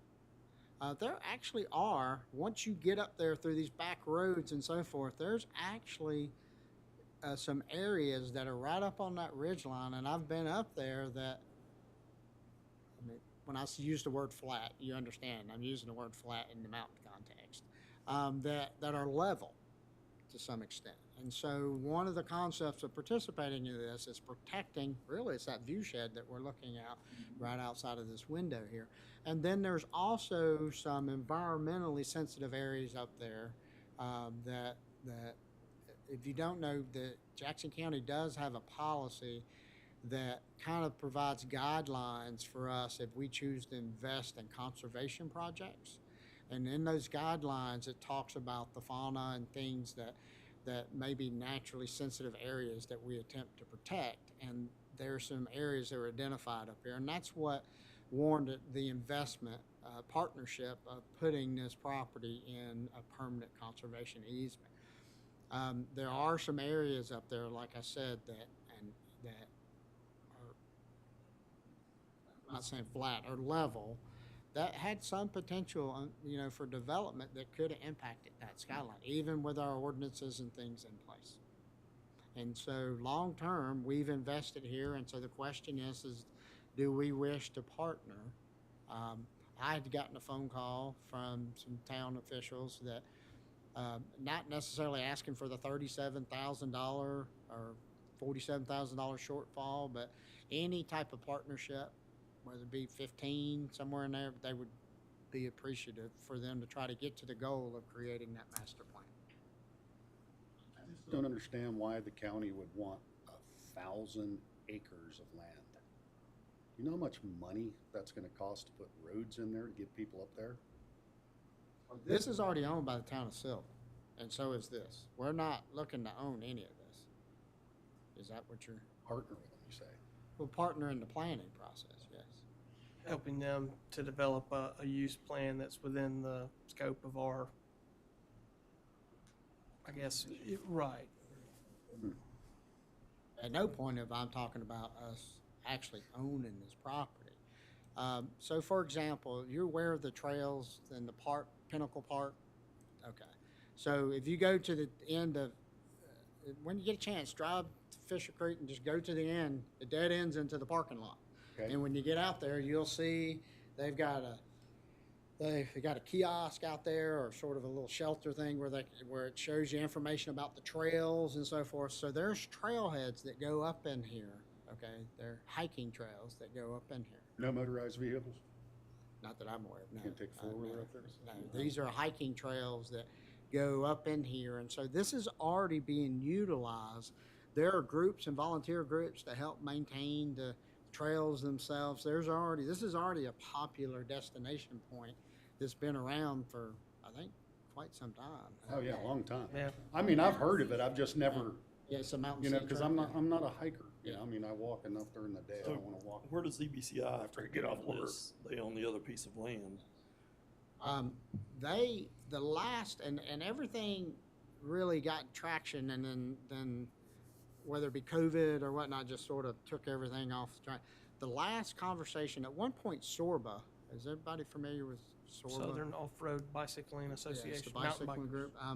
At one point, they had made some proposals about putting bike trails up here. And I don't want to speak for the tribe. I mean, this was years ago. There was some significant interest from Eastern Band of Cherokee Indians to potentially look at bike trails and things of that nature. Ultimately, my understanding is there's still interest for them to develop this into a natural, not a development, but some type of natural resource in partnership with Silva in regards to this property here. There is a back way to get up into this property. Yeah, you can see the roads down in there. So, and see, I do recall when I worked with Bill Holman, and I believe it's the North Carolina Conservation Fund, is that Bill's group, I think? Bill Holman is the president or executive director, specifically was really working very hard in the tracks up here to ensure that we had the easements, that if you ever, to ensure that we could still get access up from the backside of this. I think ultimately, Tom, going back to your point, as far as building roads for development and so forth, no. There is potential value of, could you ever get access up here and create some type of access point from the top? I would be curious what that planning process, what would come out of that planning process.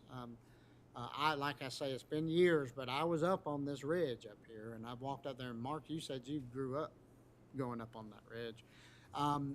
So there, if you're looking at a natural resource or natural asset for people to come and try to, for tourism and for locals, you've got access at the bottom here that brings you here. To be able to access from here and go off into these conservation properties would be something. And go ahead and show you two. Yeah, there you go. If you see that property, that's in the conservation easement also. 1,600 acres right there, gosh, dog. So there's, you know, at this point, it really is a matter of how do you access and then what is the plan for that property? And for the most part, I would think it would be some type of passive recreation, hiking, things of that nature. And then you would need to bring in your volunteer groups and your conservation groups on how to build out the trails and how to maintain the trails. That's how it's currently being done at this point. Ms. Baker, is there a trail that's designated for like mental health rehab up in Pinnacle Park? I don't know. There's Seems like several trails and they're tough. I mean, it's beautiful, but they're tough if you go and try them out. Yeah. Yeah, I don't know. You're not a hiker? I do a little bit, I do a lot of walking. I can do part of this pretty easily, and then it gets hard for me. Well, I'm not a hiker to the extent of what we're talking about either, but things like Water Rock Knob and things like the Parkway, I do motorcycle, okay? And so those are things that I go to, right? See, I would do motorcycle for And so the point being is right now, you have to, there is actually a smaller trail down here that you can access. But if you're truly, I mean, it doesn't take a rocket science to make this statement, that if you're truly, you have to be really into hiking to access this area. Yeah. And some of those trails that I saw, I just go to the end of Fisher Creek. You'll see, it'll list the distance and things of that nature. And so I would be curious as to how a master plan comes out, what would be some of the highest and best uses, passive uses for this property. Is there potential to have some type of access point up here? And you're correct. It would potentially take some type of significant investment of that road to get you there. But immediately people always think about, is that a county funded or town funded? Well, there's other grant funds and other ways to try to achieve these goals, but you don't know what the goals are until you actually develop a plan.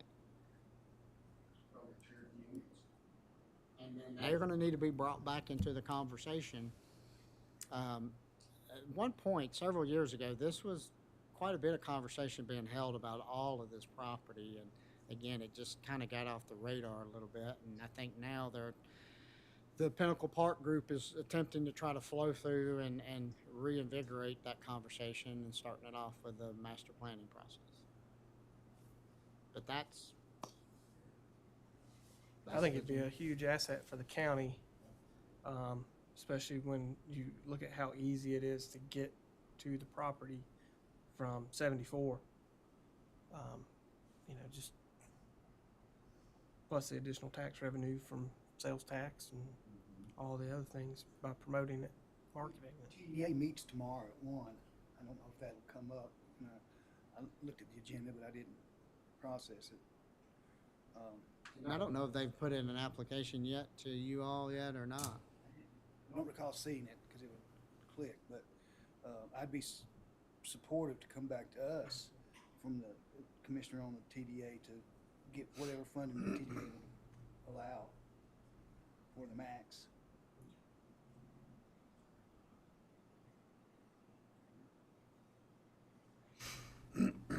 Okay. Where would the funding possibly come from? CPR funds?